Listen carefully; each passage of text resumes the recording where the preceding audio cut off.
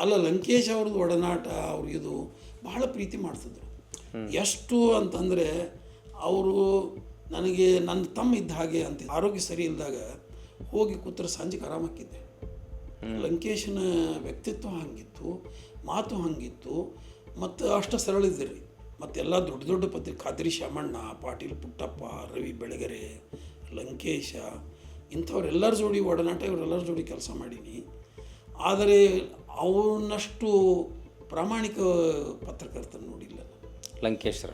ಮತ್ತು ಮೋದಿಯವ್ರ ಬಗ್ಗೆ ಸಾಕಷ್ಟು ಒಳ್ಳೆಯ ಅಭಿಪ್ರಾಯ ಇದಾವೆ, ನನ್ನ ಸಾಕಷ್ಟು ಭಿನ್ನಾಭಿಪ್ರಾಯನೂ ಅದಾವೆ. ಅವ್ರ ಭಕ್ತಿ ಮಾರ್ಗ, ಆ ಮಾರ್ಗ, ಈ ಮಾರ್ಗ ನನಗೆ ಅನಿಸೋದಿಲ್ಲ. ನಾವು ಕೊರೋನಾದಾಗ ಗಂಟೆ ಹೊಡಿರಿ ಅಂದರು, ಅದು ನನಗೆ ಸರಿ ಅನಿಸಲಿಲ್ಲ. ಮೋರ್ ದ್ಯಾನ್ 50% ಮಂದಿಗೆ ಸ್ವಾಮಿಗಳ ಬಗ್ಗೆ, ದೇವಸ್ಥಾನ ಬಗ್ಗೆ ನಿಜವಾಗಿಯೂ ಗೌರವ ಇಲ್ಲ. ಭಾಳ ಮಂದಿ ರಾಜಕಾರಣಗಳಲ್ಲಿ ವೈಜ್ಞಾನಿಕ ಮನೋಭಾವದ ರೀ. ಸರ್ಪ್ರೈಸಿಂಗ್ಲಿ ಅವ್ರು ಓಪನ್ ಆಗಿ ಹೇಳೋದೇ ಇಲ್ಲ. ಯಾರ ಸ್ವಾಮಿಗಳು ಬಂದ್ಕೊಂಡು ಹೋಗಿ ನಮಸ್ಕಾರ ಮಾಡೇ ಬಿಡ್ತಾರೆ. ಯಾಕೆ ಮಾಡ್ತಾರಂದರೆ ಜನರಲ್ಲಿ ಹಿಡಿಯೋ ಸಲುವಾಗಿ ಅವ್ರನ್ನ ಹಿಡ್ಕೊಂಡರು. ಇದು ಸರ್ಕಾರಿ ಸೌಲಭ್ಯದ ಏನೋ ಒಂದು ಇದ್ರ ಸಲುವಾಗಿ ಏನು ಮತ್ತು ಈಗ ಬೇಡ ಜಂಗಮರ ಸಲುವಾಗಿ ಜಂಗಮರೇ ಬೇಡ ಜಂಗಮರ ಅಂತ ಕೇಳಾಕತ್ತಾರೆ. ಅದು ಅಷ್ಟು ಒಪ್ಪತಕ್ಕದ್ದಲ್ಲ.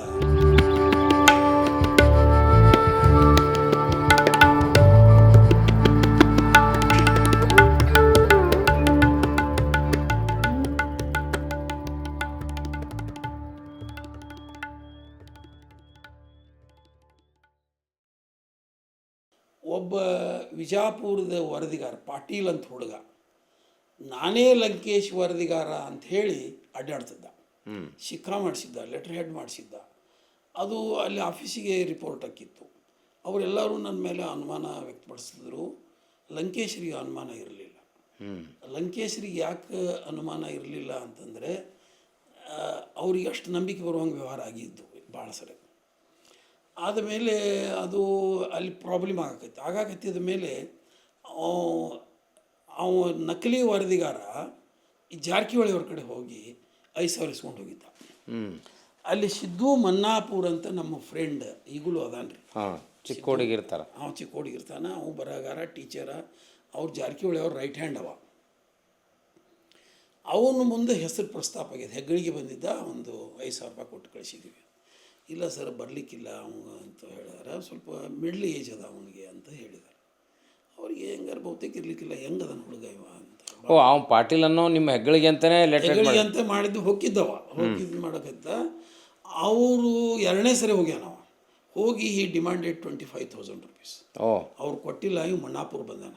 ಮನ್ನಾಪುರ ಬಂದು ನೋಡಿದ ಕೂಡಲೇ ಅವ್ನು ಬಡಿಯಾಕೈತೆ. ನಾ ಹೆಗ್ಗಳಿಗೆ ನಾ ಮಾಲಿಂಗ್ಪುರದವ ಅಂತ ಹೇಳಿದ ಕೂಡಲೇ ಬಡಿಯಾಕೈತನ. ಬಡದು ಲಂಕೇಶ್ ಆಫೀಸಿಗೆ ಫೋನ್ ಮಾಡ್ಯಾರ. ಈಗೆಲ್ಲ ಮೊಬೈಲ್ ಇರಲಿಲ್ಲ. It was in 1997.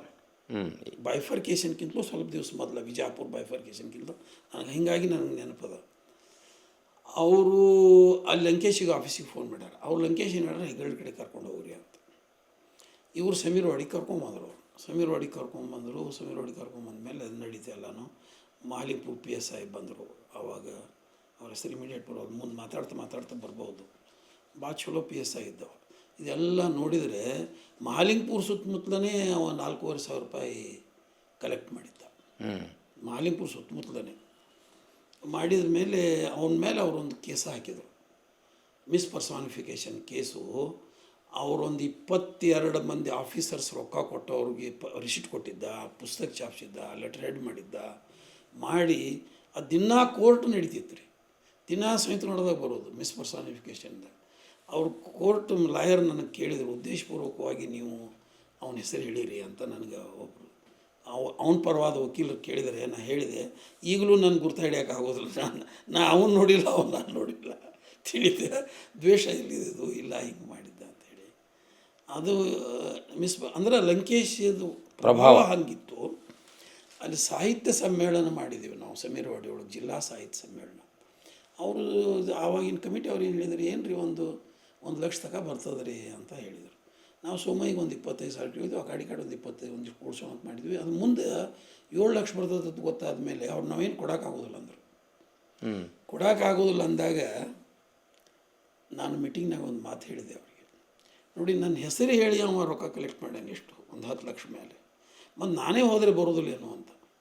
You will believe it, ನಾವು ಸಾಹಿತ್ಯ ಸಮ್ಮೇಳನಕ್ಕೆ ರೊಕ್ಕ ಕೇಳಿದರೆ ನಮಗೆ ನಮ್ಗೆ ಆ್ಯಕ್ಚುಲಿ ಅಡ್ಡಾಡೋಕ್ಕೆ ವೆಹಿಕಲ್ ಇದ್ದಿರಲಿಲ್ಲ, ಅಡ್ಡಾಡೋಕ್ಕೆ ಗಾಡಿ ಖರ್ಚಿಗಿದ್ದಿರಲಿಲ್ಲ.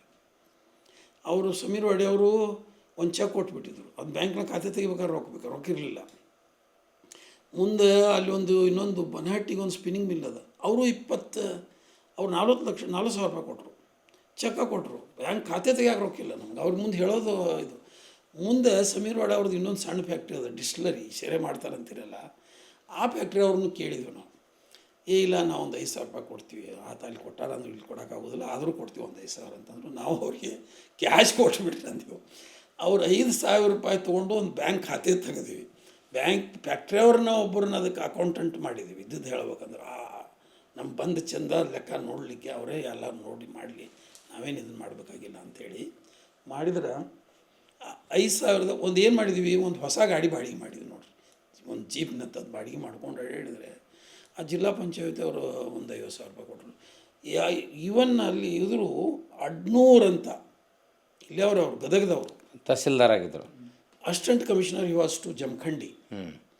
ನಾವು ಡಿ ಸಿಗೆ ಹೋಗಿ ಭೇಟಿಯಾಗಿದ್ದೀವಿ. ಅಲ್ಲಿ ಭೇಟಿಯಾದಾಗ ಇದನ್ನೆಲ್ಲ ಹೇಳಿದ್ವಿ. ಅವ್ರು ಕೇಳಿದರು ಡಿ ಸಿ ಅವ್ರು ಏನೇನು, ಇಲ್ಲ ನಾವು ಗುದ್ದಾಡಿ ಮಾಡಾಕತ್ತೀವಿ ರೀ, ಮತ್ತು ಹಿಂಗದ ಅವ್ರ ಫ್ಯಾಕ್ಟ್ರಿ ಅವರು 25 ಏನು ಹೆಚ್ಚು ಕೊಡೋದಿಲ್ಲ ಅಂದಾರ, ನಾವು ಮಂದಿ ಕಡೆ ಕೂಡ್ಸಾಕತ್ತಿದ್ವಿ.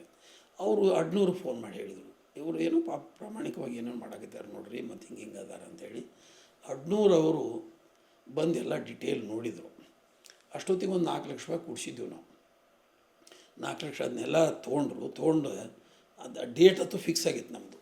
ಅದು 9/10/1997 ಅಂದರೆ 15ನೇ ತಾರೀಕಿಗೆ ಬಾಗಲಕೋಟೆ ವಿಜಾಪುರ ಬೈಫರ್ಕೇಷನ್ ಇತ್ತು. ಬೈಫರ್ಕೇಷನ್ನ ಪೂರ್ವದೊಳಗೆ ಅಖಂಡ ಜಿಲ್ಲೆಯ ಕೊನೆಯ ಸಮ್ಮೇಳನ, ಜಿಲ್ಲಾ ಸಮ್ಮೇಳನ ಸಮೀರ್ ವಾಡಿಯಾಗ ಮಾಡೋದು ಇಟ್ಕೊಂಡ್ಬಿಟ್ಟಿದ್ದೀವಿ. ಆ ಹೊಣೆ ಹೊತ್ಕೊಂಡು ಕೊಟ್ಟಿದ್ದೀವಿ. ನಾನೇ ಅದರದ್ದು ಸ್ವಾಗತ ಸಮಿತಿ ಅಧ್ಯಕ್ಷ, ಏನೆಲ್ಲ ನಾನೇ ಇದ್ದೆ. ಐ ವಾಸ್ ಜಸ್ಟ್ ಒಬ್ಬ ವರ್ಕರ್ ಆಗಿ ಮಾಡವ, ಅದು ಪ್ರೆಸಿಡೆಂಟ್ ಇದ್ದೀವಿ, ನೀನು ಮಾತು ಬೇರೆ. ಆವಾಗ ಅವ್ರು ಬಂದು ಕೂತವ್ರೆ, ಎಲ್ಲ ಕಾರ್ಯಕ್ರಮದ್ದು ಆರ್ಡರ್ ಕೊಟ್ಬಿಟ್ರು ಅವರು. ಊಟದ ವ್ಯವಸ್ಥೆ, ಇದ್ರ ವ್ಯವಸ್ಥೆ, ಇದು ನಮ್ಗೆ ಕೇಳಿದ್ರೆ ಏನೇನಪ್ಪ ಖರ್ಚು ಏನೇನು ಬರ್ತದೆ ಅಂದರು. ಆ ಬರೋವ್ರಿಗೆ ಇಟ್ಕೊಡ್ಬೇಕು, ಇವ್ರಿಗೆ ಇಟ್ಕೊಡ್ಬೇಕು, ಇದು ಕೊಡಬೇಕು ಅಂತ ಹೇಳಿದ್ವಿ. ಈ ಒಟ್ಟು ಸಮ್ಮೇಳನ ಸರ್ಕಾರಿ ಇದರಾಗ ಕೂತು ಸಮ್ಮೇಳನ ಆಗಿಬಿಡ್ತೀರಿ. ಆ ಫ್ಯಾಕ್ಟ್ರಿ ಅವ್ರಿಗೆ ಭಾಳ ಸಮಸ್ಯೆ ಹಾಕೊಂಡು ಕೂತದು. ಅವರು ಇಲ್ಲ ಇದು ಹಿಂಗಾದ್ರು ಏನು ನಮಗೆ ನಮ್ಮ ಕೈಯಾಗೆ ಉಳಿದಿರಲಿಲ್ಲ. ಅದು ನಾವು ಮಾಡ್ತಿದ್ದೀವಿ, ಹಿಂಗೆ ಮಾಡ್ತಿದ್ದೀವಿ ಅಂದರು. ಸಮ್ಮೇಳನ ಅದ್ಭುತ ಸಮ್ಮೇಳನ ಆಗಿ ಹೋಗ್ಬಿಡ್ತೀವಿ. ಆವಾಗ 1 ಲಕ್ಷ ರೂಪಾಯಿ ಉಳೀತು. ಈಗಲೂ ಪ್ರಶಸ್ತಿ ಕೊಡ್ತಾರೆ ಅದನ್ನು, ಸಮೀರ್ ವಾಡಿ ಸಮ್ಮೇಳನದ ಪ್ರಶಸ್ತಿ ಅದ ಸರ್. ಆದರೂ ಅವಾಗ ನಿಮ್ಮ ಸಾಹಿತ್ಯ ಪರಿಷತ್ನ ಅಧ್ಯಕ್ಷ ಯಾರಾಗಿದ್ದರು? ಇವರು ಸಾಸೆ ಮರಳಯ್ಯ ಇದ್ದರು. ಅಲ್ಲ, ರಾಜ್ಯದ ಅವ್ರು ಚಿಂತಾಮಣಿ ಅವ್ರನ್ನ ಮಾಡಿದ್ವಿ. ಅದು ಚಿಂತಾಮಣಿ ಅವ್ರನ್ನ ಮಾಡೋಣ ಇವ್ರನ್ನ ಮಾಡೋಣ ಅಂತಂದರು. ನಾ ಚಿಂತಾಮಣಿ ಅವ್ರನ್ನ ಮಾಡೋಣ ಅಂತ ಹಠ ಹಿಡಿದಿದ್ದೆ. ಯಾಕೆ ಹಿಡಿದಿದ್ದೆ ಅಂತಂದರೆ, ಚಿಂತಾಮಣಿ ಅವರು ಸಮೀರ್ ವಾಡಿ ಸ್ಕೂಲ್ಗೆ ಅಡ್ವೈಸರ್ ಆಗಿ ಕೆಲಸ ಮಾಡಿ ಹೋಗಿದ್ರು. ಅವ್ರು ಮತ್ತು ನೋಡ್ರಿ ಇದೊಂದು ಅವಕಾಶ ಅದ ಮೊನ್ನೆ ಅಲ್ಲಿ ಇವರದು ಈಗ ಆಲ್ರೆಡಿ ಶಂಗು ಬೆರಾದವ್ರವರು ಉಳ್ದವ್ರು ಆಗ್ಯಾರ, ನಾವು ಅವರು ಜೋಡಿ ಇರೋ ಮನುಷ್ಯ ನನ್ನ ಒಬ್ಬನ ಮಾಡ್ರಿ ಅಂತಂದಿದ್ರು ಅವರು. ನಾ ಮಾಡ್ತಾನೆ, ಹೋಗಿ ನೀವು ಯಾಕೆ ಮಾಡ್ತೀರಿ ಅಂತಂದಿದ್ದೆ. ಒಂದು 4 ಗಂಟೆ ಹಂಗೆ ಹಿಡಿದ್ನೆ. ಅದು ಅವರೆಲ್ಲ ಸಾಸಿ ಮರೊಳೆ ಅದು ಬೇರೆ ಬೇರೆ ಹೆಸರುಗಳನ್ನು ಹೇಳಿ. ಅಲ್ಲ, ಜಿಲ್ಲಾ ಸಾಹಿತ್ಯ ಪರಿಷತ್ ಅಧ್ಯಕ್ಷ ಆದರೆ ಜಿಲ್ಲಾ ಸಾಹಿತ್ಯ ಪರಿಷತ್ ಕೋರಟ್ಕರ್ ಅಂತಿದ್ರು. ಕೋರಟ್ಕರ್ ಇದ್ರು. ಒಳ್ಳೆ ಮನುಷ್ಯ, ಪಾಪ ಸಂಭಾವಿತಿದ್ದ, ತೀರ್ಕೊಂಡ್ರು ಅವರು. ಮಾಡಿ ಆವಾಗ 1 ಲಕ್ಷ ರೂಪಾಯಿ ಉಳೀತದ್ರು. ಸಮ್ಮೇಳನ, ಸಾಹಿತ್ಯ ಸಮ್ಮೇಳನ ಅಲ್ಲೇ ಜಿಲ್ಲಾ ಸಾಹಿತ್ಯ ಸಮ್ಮೇಳನ ಆಗ್ಯದ, ತಾಲೂಕಾ ಸಮ್ಮೇಳನ ಆಗ್ಯದ. ತಾಲೂಕಾ ಸಮ್ಮೇಳನಕ್ಕೆ ನಾನೇ ಅಧ್ಯಕ್ಷ ಆಗಿದ್ದೆ ರೀಸೆಂಟಾಗಿ, ಒಂದು 4-5 ವರ್ಷದಿಂದ ಆದ. ಅಲ್ಲ, ಲಂಕೇಶ್ ಅವ್ರದ್ದು ಒಡನಾಟ, ಅವ್ರಿಗಿದು ಬಹಳ ಪ್ರೀತಿ ಮಾಡ್ತಿದ್ರು. ಎಷ್ಟು ಅಂತಂದರೆ ಅವರು ನನಗೆ ನನ್ನ ತಮ್ಮ ಇದ್ದ ಹಾಗೆ ಅಂತಿದ್ರು. ಅದು ಯಾವ ಬಗ್ಗೆ ಅಷ್ಟು ಇದೇ ಇತ್ತು. ನಾನು ಹೋಗಿ ಅವ್ರ ಹತ್ತಿರ ನನಗೆ ಆರೋಗ್ಯ ಸರಿ ಇಲ್ಲದಾಗ ಹೋಗಿ ಕೂತ್ರೆ ಸಂಜೆಗೆ ಆರಾಮಾಕಿದ್ದೆ. ಲಂಕೇಶನ ವ್ಯಕ್ತಿತ್ವ ಹಂಗಿತ್ತು, ಮಾತು ಹಂಗಿತ್ತು, ಮತ್ತು ಅಷ್ಟು ಸರಳ ಇದ್ದಿರಿ. ಅಲ್ಲ, ನಾನು 55 ವರ್ಷದಿಂದ ಪತ್ರಕರ್ತಾಗಿ ಕೆಲಸ ಮಾಡ್ತಾಯಿದ್ದೇನೆ. ಮತ್ತೆಲ್ಲ ದೊಡ್ಡ ದೊಡ್ಡ ಖಾದ್ರಿ ಶಾಮಣ್ಣ, ಪಾಟೀಲ್ ಪುಟ್ಟಪ್ಪ, ರವಿ ಬೆಳಗೆರೆ, ಲಂಕೇಶ, ಇಂಥವ್ರೆಲ್ಲರ ಜೋಡಿ ಒಡನಾಟ, ಇವರೆಲ್ಲರ ಜೋಡಿ ಕೆಲಸ ಮಾಡೀನಿ. ಆದರೆ ಅವನಷ್ಟು ಪ್ರಾಮಾಣಿಕ ಪತ್ರಕರ್ತನ ನೋಡಿಲ್ಲ. ಲಂಕೇಶರು ಕುಡಿತಿದ್ರು, ಜೂಜುಕೋರರು ಇದ್ದರು, ಸ್ತ್ರೀ ಲೋಲುಪ ಇದ್ದರು, ಚೇನ್ ಸ್ಮೋಕರ್ ಇದ್ದರು. ಆದರೆ ಪತ್ರಕರ್ತ ಮಾತ್ರ ಪ್ರಾಮಾಣಿಕವಾಗಿ ಹೇಳ್ತಿದ್ರು. ಅದನ್ನು ಓದುಗರಿಗೆ ಮೋಸ ಮಾಡುವುದಿಲ್ಲ. ಇವು ನನ್ನ ಎಲ್ಲ ಸ್ವಂತದ್ದು. ಇವನು ಯಾವ ಮುಚ್ಚಿಡ್ತಿರ್ಲಿಲ್ಲ. ನಾ ಕುಡಿತೀನಿ ಅಂತ ಹೇಳ್ತಿದ್ರು, ಜೂಜ್ ಆಡಕ್ಕೆ ಹೋಗಿನಿ ಅಂತ ಹೇಳ್ತಿದ್ರು, ತಮ್ಮ ಗೆಳತಿಯರ ಬಗ್ಗೆ ಹೇಳ್ತಿದ್ರು. ಆದರೆ ಪತ್ರಕರ್ತ ಆಗಿ he was A not A corrupt journalist. ಅವ್ರು ಎಂತೆಂಥ ಇದನ್ನು ಬಂದ್ರು ಅವರ ಇದನ್ನು ಆಗ್ಬೋದಾಗಿತ್ತು, MP ಆಗ್ಬೋದಾಗಿತ್ತು, MLC ಆಗ್ಬೋದಾಗಿತ್ತು. ಅವ್ರಿಗೆ ಚಂದ್ರಶೇಖರ್ ಏನು ಪ್ರಧಾನಮಂತ್ರಿ ಆಗಿದ್ದರು, ಭಾಳ ಖಾಸ್ ಅವ್ರಿಗೆ. ಇವ್ರನ್ನ ಪ್ರಧಾನಿ ಆದ ಒಂದು ವಾರಕ್ಕೆ ಕರೆಸ್ಕೊಂಡ್ರು ಅವ್ರನ್ನಲ್ಲಿ. ಅವ್ರ ಜೋಡಿ ವಾಕಿಂಗ್ ಹೋಗಿದ್ರು ಲಂಕೇಶ್. ಮತ್ತು ದೇವೇಗೌಡರಿಗೂ ಅಷ್ಟೇ ಖಾಸಿದ್ರು. ದೇವೇಗೌಡರು ಅಡುಗೆ ಮಾಡಿ ಕೊಡ್ತಿದ್ರು ಲಂಕೇಶರಿಗೆ, ತಾವ ಅಡುಗೆ ಮಾಡಿ ಇವ್ರಿಗೆ ಊಟ ಮಾಡಿಸ್ತಿದ್ರು. ಅಷ್ಟು ಲಂಕೇಶನ ಬಗ್ಗೆ ಇವರಿಗೆಲ್ಲ 83 ಜನತಾ ಪರಿವಾರ ಅಧಿಕಾರ ಬರ್ಲಿಕ್ಕೆ ಲಂಕೇಶ್ ಪತ್ರಿಕೆ ಕಾರಣ. ಒಂದು ಬೇರೆ ಇದೈತಿ ಎಲ್ಲರಿಗೂ. ಅಲ್ಲಿ ಚಂದ್ರಶೇಖರ್ ಕರೆದು ಅವರಿಗೆ ಇವ್ರನ್ನ ಕರೆದು ಇದನ್ನು ಕೇಳಿದ್ರು ಅವ್ರಿಗೆ, ನನಗೆ ಏನಪ್ಪ ನಾವು ಒಮ್ಮಿಗಿಲ್ಲಿ ಬಂದೀನಿ. ಅವ್ರು ನೋಡಿದ್ರು, ಅವ್ರು ನಿಂತಿದ್ದರು. ನಂತರ ಮೊದಲ ಪೊಲೀಸರೆಲ್ಲ ಇನ್ಫಾರ್ಮ್ ಮಾಡಿದರು, ಲಂಕೇಶ್ ಬನ್ನಿ ಅಂತ ಇವ್ರೇನೋ ಕರೆದು ಇದು ಹೋಗಿ ಕುಣಿಸ್ಕೊಂಡು ಒಂದು 5 ಮಿನಿಟ್ ಮಾತಾಡಿದ್ದು. ಭಾಳ ಹೊತ್ತು ಮಾತಾಡೋಕ್ಕಾಗಲಿಲ್ಲ. ಕೇಳಿದ್ರಂತ, ಮತ್ತು ಏನು ಹೇಳ್ಬೇಕಂತೀನಿ ನನಗೆ, ನೀನು ನಾಯಕನಾದವನು ಎಂಥ ಒತ್ತಡದ ನಡುವೆಯೂ ಕೇಳುವ ಕಿವಿ, ಆಲೋಚಿಸುವ ಮನಸ್ಸು ಮತ್ತು ಮನಸ್ಸಿನ ಸಂಯಮ ಕಳ್ಕೋಬಾರ್ದು ಅಂತ ಲಂಕೇಶ್ ಹೇಳಿದ್ರಂಥವ್ರು. ಅದನ್ನೆಲ್ಲ ಬರೆದಾರ.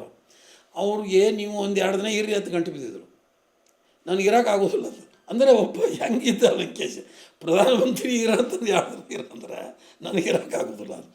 ಹಿಂಗೆ ಲಂಕೇಶ್. ಸರ್, ಲಂಕೇಶರ ಒಡನಾಟದಲ್ಲಿ ನೀವು ಚಂದ್ರಶೇಖರ್ ಹೇಳಿದ್ರಿ, ಬಟ್ ಇವತ್ತಿನ ರಾಜಕಾರಣಿಗಳ ಮಿತಿ, ಇವತ್ತು ಯಾರು ಪ್ರಾಮಾಣಿಕ ವ್ಯಕ್ತಿಯನ್ನು ಕರೆಸಿ ಮಾತಾಡೋದಾಗಲಿ, ಆ ಒಂದು ಓದುವ ಬರೆಯುವ ಹವ್ಯಾಸ ಇಟ್ಕೊಂಡವ್ರನ್ನ ನೋಡದೇ ಇರೋ ಕಾರಣಕ್ಕೆ ಇವತ್ತು ರಾಜಕಾರಣ ಈ ಸ್ಥಿತಿಯಲ್ಲಿದೆ.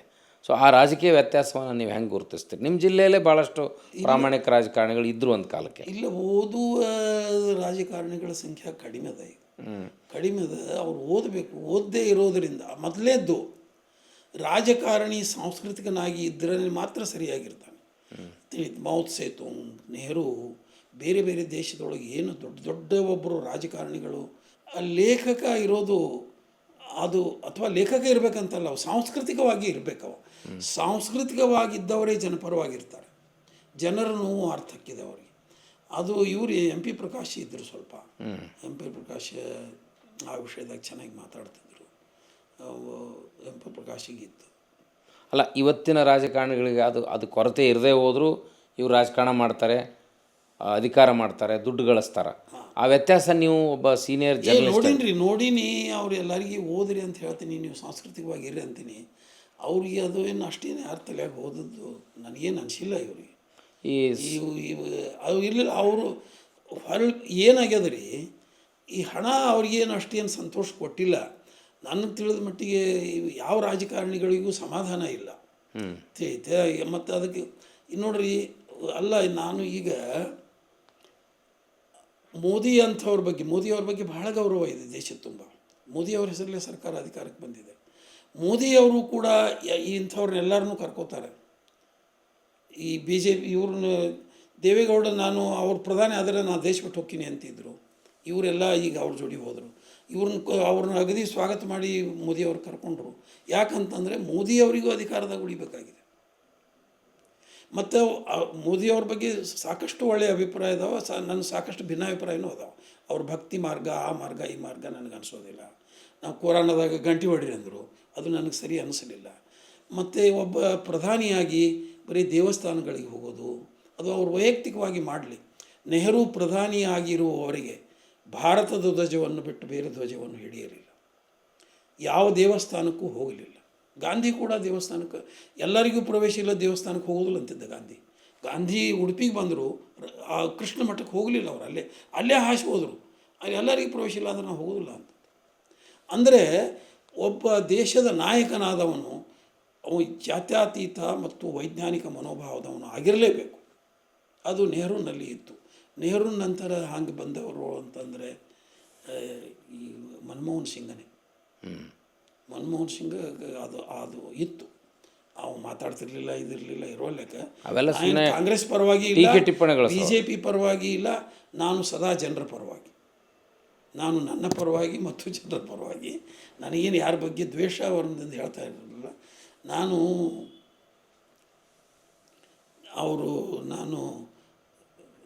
ತಂದೆ ತಾಯಿಗೆಲ್ಲ ದೇವರ ಪುತ್ರ ನಾನು ಅಂತ ಮೊನ್ನೆ ಹೇಳಿಕೆ ಕೊಟ್ಟು ರಾಜ್ಯದ ಕಾಂಗ್ರೆಸ್ ಇದು ಚುನಾವಣಾ ಪ್ರಚಾರದೊಳಗೆ ಹೇಳಿದರು, ಬಯೋಲಾಜಿಕಲಿ ಹುಟ್ಟಿಲ್ಲ ಅನ್ನೋದಕ್ಕೂ ಸ್ಪಷ್ಟೀಕರಣ ಕೂಡ ಕೊಟ್ಟರು. ಅಂದರೆ ಸೋ ಕ್ಲಿಯರ್. ಆಗ ನಾನು ಪ್ರಜಾವಾಣಿಗೆ ಒಂದು ಪತ್ರ ಬರೆದೆ. ಅಲ್ಲಿ ಮಹಾರಾಷ್ಟ್ರದೊಳಗೆ ಜ್ಞಾನಪೀಠ ಪ್ರಶಸ್ತಿ ಬಂದ ವಿ.ಸ. ಖಾಂಡೇಕರ್ ಒಂದು ಕಥೆ ಬರೆದಾರೆ. ಆ ಕಥೆ ನೆನಪಕ್ಕಿದೆ ನನಗೆ ಅಂತ. ಅದು ಪ್ರಕಟ ಆಗ್ಯದ ನನ್ನ ಮೊಬೈಲ್ನಾಗೂ ಅದ. ಅದು ಏನು ಕಥೆ ಅಂತಂದ್ರೆ ರೀ, ಒಂದು ಗುಡ್ಡದಾಗ ಹೋದಾಗ, ಒಂದು 100 ಮಂದಿ ಗುಡ್ಡದಾಗ ಹೋದಾಗ ಆಕಾಶವಾಣಿ ಹಾಕಿದೆ. ಅದು ಎಲ್ಲರಿಗೂ ಹೇಳ್ತದೆ, ನೀವು ಕಣ್ಣು ಕಟ್ಕೊಂಡು ಹೋದ್ರಿ ಅಂದರೆ ಇದರ ಗುಡ್ಡದಾಗ ಮುಂದೆ ನಿಮಗೆ ಅಲ್ಲಿ ಒಂದು ವಿಶಾಲವಾದ ಮೈದಾನ ಸಿಗ್ತದೆ, ಒಂದು ಸ್ವರ್ಗ ಸಿಗ್ತದೆ ನಿಮಗೆ. ಅಲ್ಲಿ ನಿಮಗೆ ಏನು ಬೇಕದು ಎಲ್ಲ ವಸ್ತುಗಳು ಸಿಗ್ತಾವೆ. ನೀವು ನಿಮ್ಮ ಅಂಗಿ ಹರಿದು ಕಟ್ಕೊಂಡು ನೀವು ಹೋಗಬೇಕು. ಕಟ್ಕೊಂಡ್ರಿ ಅಂದರೆ ನಿಮ್ಗೆ ಅಲ್ಲಿ ದೇವತೆಗಳು ಸಿಗ್ತಾರೆ. ಅದೊಂದು ದೊಡ್ಡ ಇದಿರ್ತದೆ. ನಿಮಗೆ ಬೇಕಾದ ಹೋಟೆಲು, ಊಟ, ತಿಂಡಿ, ನಿಮಗೆಲ್ಲ ಆಸ್ಪತ್ರೆಗಳು ಎಲ್ಲ ವೈಭವ ಸಿಗ್ತದೆ. ಕಟ್ಕೊಂಡು ಹೋಗ್ರಿ ಅಂತ ಒಂದು ಆಕಾಶವಾಣಿ ಹಾಕೋದು. ಎಲ್ಲರೂ ಹೊರದು ಕಟ್ಕೋತಾರೆ. ಒಂದು 4-5 ಮಂದಿ ಕಟ್ಕೊಳ್ದು ಹೋಗ್ತಾರೆ. ಹಂಗೆ ಹೋಗ್ತಾರೆ ಅವ್ರು. ಹಂಗೆ ಹೋದ ಮೇಲೆ ಕನಿಗೆ ನಿಂತ ಮೇಲೆ ದಂಡಿ ಬರ್ತದೆ. ದಂಡು ನಿಂತ ಮೇಲೆ ಮತ್ತೆ ಆಕಾಶವಾಣಿ ಹಾಕೋದು. ಯಾರ್ಯಾರು ಕಟ್ಕೊಂಡಿಲ್ಲ ಅವ್ರು ಬೇರೆ ನಿಂದರು. ಇವರೆಲ್ಲರೂ ಅಂತಾರೆ, ನೋಡ್ರಿ ಶಿಕ್ಷೆ ಹಾಕೋದೇನು, ನಾವು ಕಟ್ಕೊಂಡ್ಬಂದ್ವಿ, ನಮಗೆ ಸ್ವರ್ಗ ಬರ್ತದೆ ಅಂತ ಭಾಳ ಖುಷಿ ಒಳಗಿರ್ತಾರೆ ಇವರು. ನೀವು ಬೇರೆ ನಿಂದ್ರಿ ಅಂತ. ನೀವು ಮತ್ತೆ ಯಾಕೆ ಕಟ್ಕೊಳ್ಳಿಲ್ಲ ಅಂತ ನೀ ಹೇಳಿದಿಲ್ಲ, ನಾ ದೇವ್ರಿಗೆ ಹುಟ್ಟೀನಿ ಅಂಥೇಳಿ. ನಾವು ದೇವರಿಗೆ ಹುಟ್ಟಿವಿ, ಯಾಕೆ ಕಟ್ಕೋಬೇಕು ಅನ್ನಿಸ್ತು. ನೀ ಯಾರಿಗೆ ಹುಟ್ಟಿ, ನೀ ಹೆಂಗೆ ಹುಟ್ಟಿ ಹಂಗೆ ನಾವು ಹುಟ್ಟಿವಿ. ಅದಕ್ಕೆ ನಮಗೆ ಕಟ್ಕೊಳ್ಳೋದು ಅವಶ್ಯಕತೆ ಅನಿಸ್ತಿಲ್ಲ. ಅದಕ್ಕೆ ನಾವು ಕಟ್ಕೊಂಡಿಲ್ಲ. ಹಂಗಾರೆ ನಿಮ್ಮದು ಬರೋಬರಿ. ಹಂಗಾರೆ ಇವರು ನಾಮದೇವ್ರಿ ಆದರೂ ನೀವು ಇನ್ನಟ್ಟು ಕಟ್ಕೊಂಡು ಮುಂದೆ ಹೋಗ್ರಿ ಅಂದದ್ದು. ಇದು ಖಾಂಡೇಕರ್, ವಿ.ಸ. ಖಾಂಡೇಕರ್ ಬರೋ ಸ್ಟೋರಿ. ಅಂದರೆ ನಾ ದೇವರಿಗೆ ಹುಟ್ಟಿದವ ಅಂತ ಹೇಳಿದ ಮೇಲೆ ಈ ಕಥೆ ಬರೆದೆ. ಪ್ರಜಾವಾಣಿಗೆ ಬಂದರೆ ಭಾಳ ಡಿಸ್ಕಷನ್ ಆಗ್ತದೆ. ಅದು it was A very beautiful story. ಅವ್ರು ಬರ್ದಾರ ಅದನ್ನು ವಿ.ಸ. ಖಾಂಡೇಕರು. ಇದಕ್ಕೆ ಮ್ಯಾಚ್ ಆಗಕತ್ತಿತ್ತು ಅದು. ಆ ರೀತಿ ಅವೈಜ್ಞಾನಿಕವಾಗಿ ಹೇಳಿಕೆಗಳನ್ನು, ಅವೈಜ್ಞಾನಿಕ ಹೇಳಿಕೆ ಕೊಡೋದು, ಜವಾಬ್ದಾರಿ ಸ್ಥಾನದಲ್ಲಿ ಅವರು ಪೂಜೆ ಮಾಡೋದು, ನೀರಾಗಿ ಹೋಗಿ ಡೊಕ್ಕೊಳ್ಳೋದು.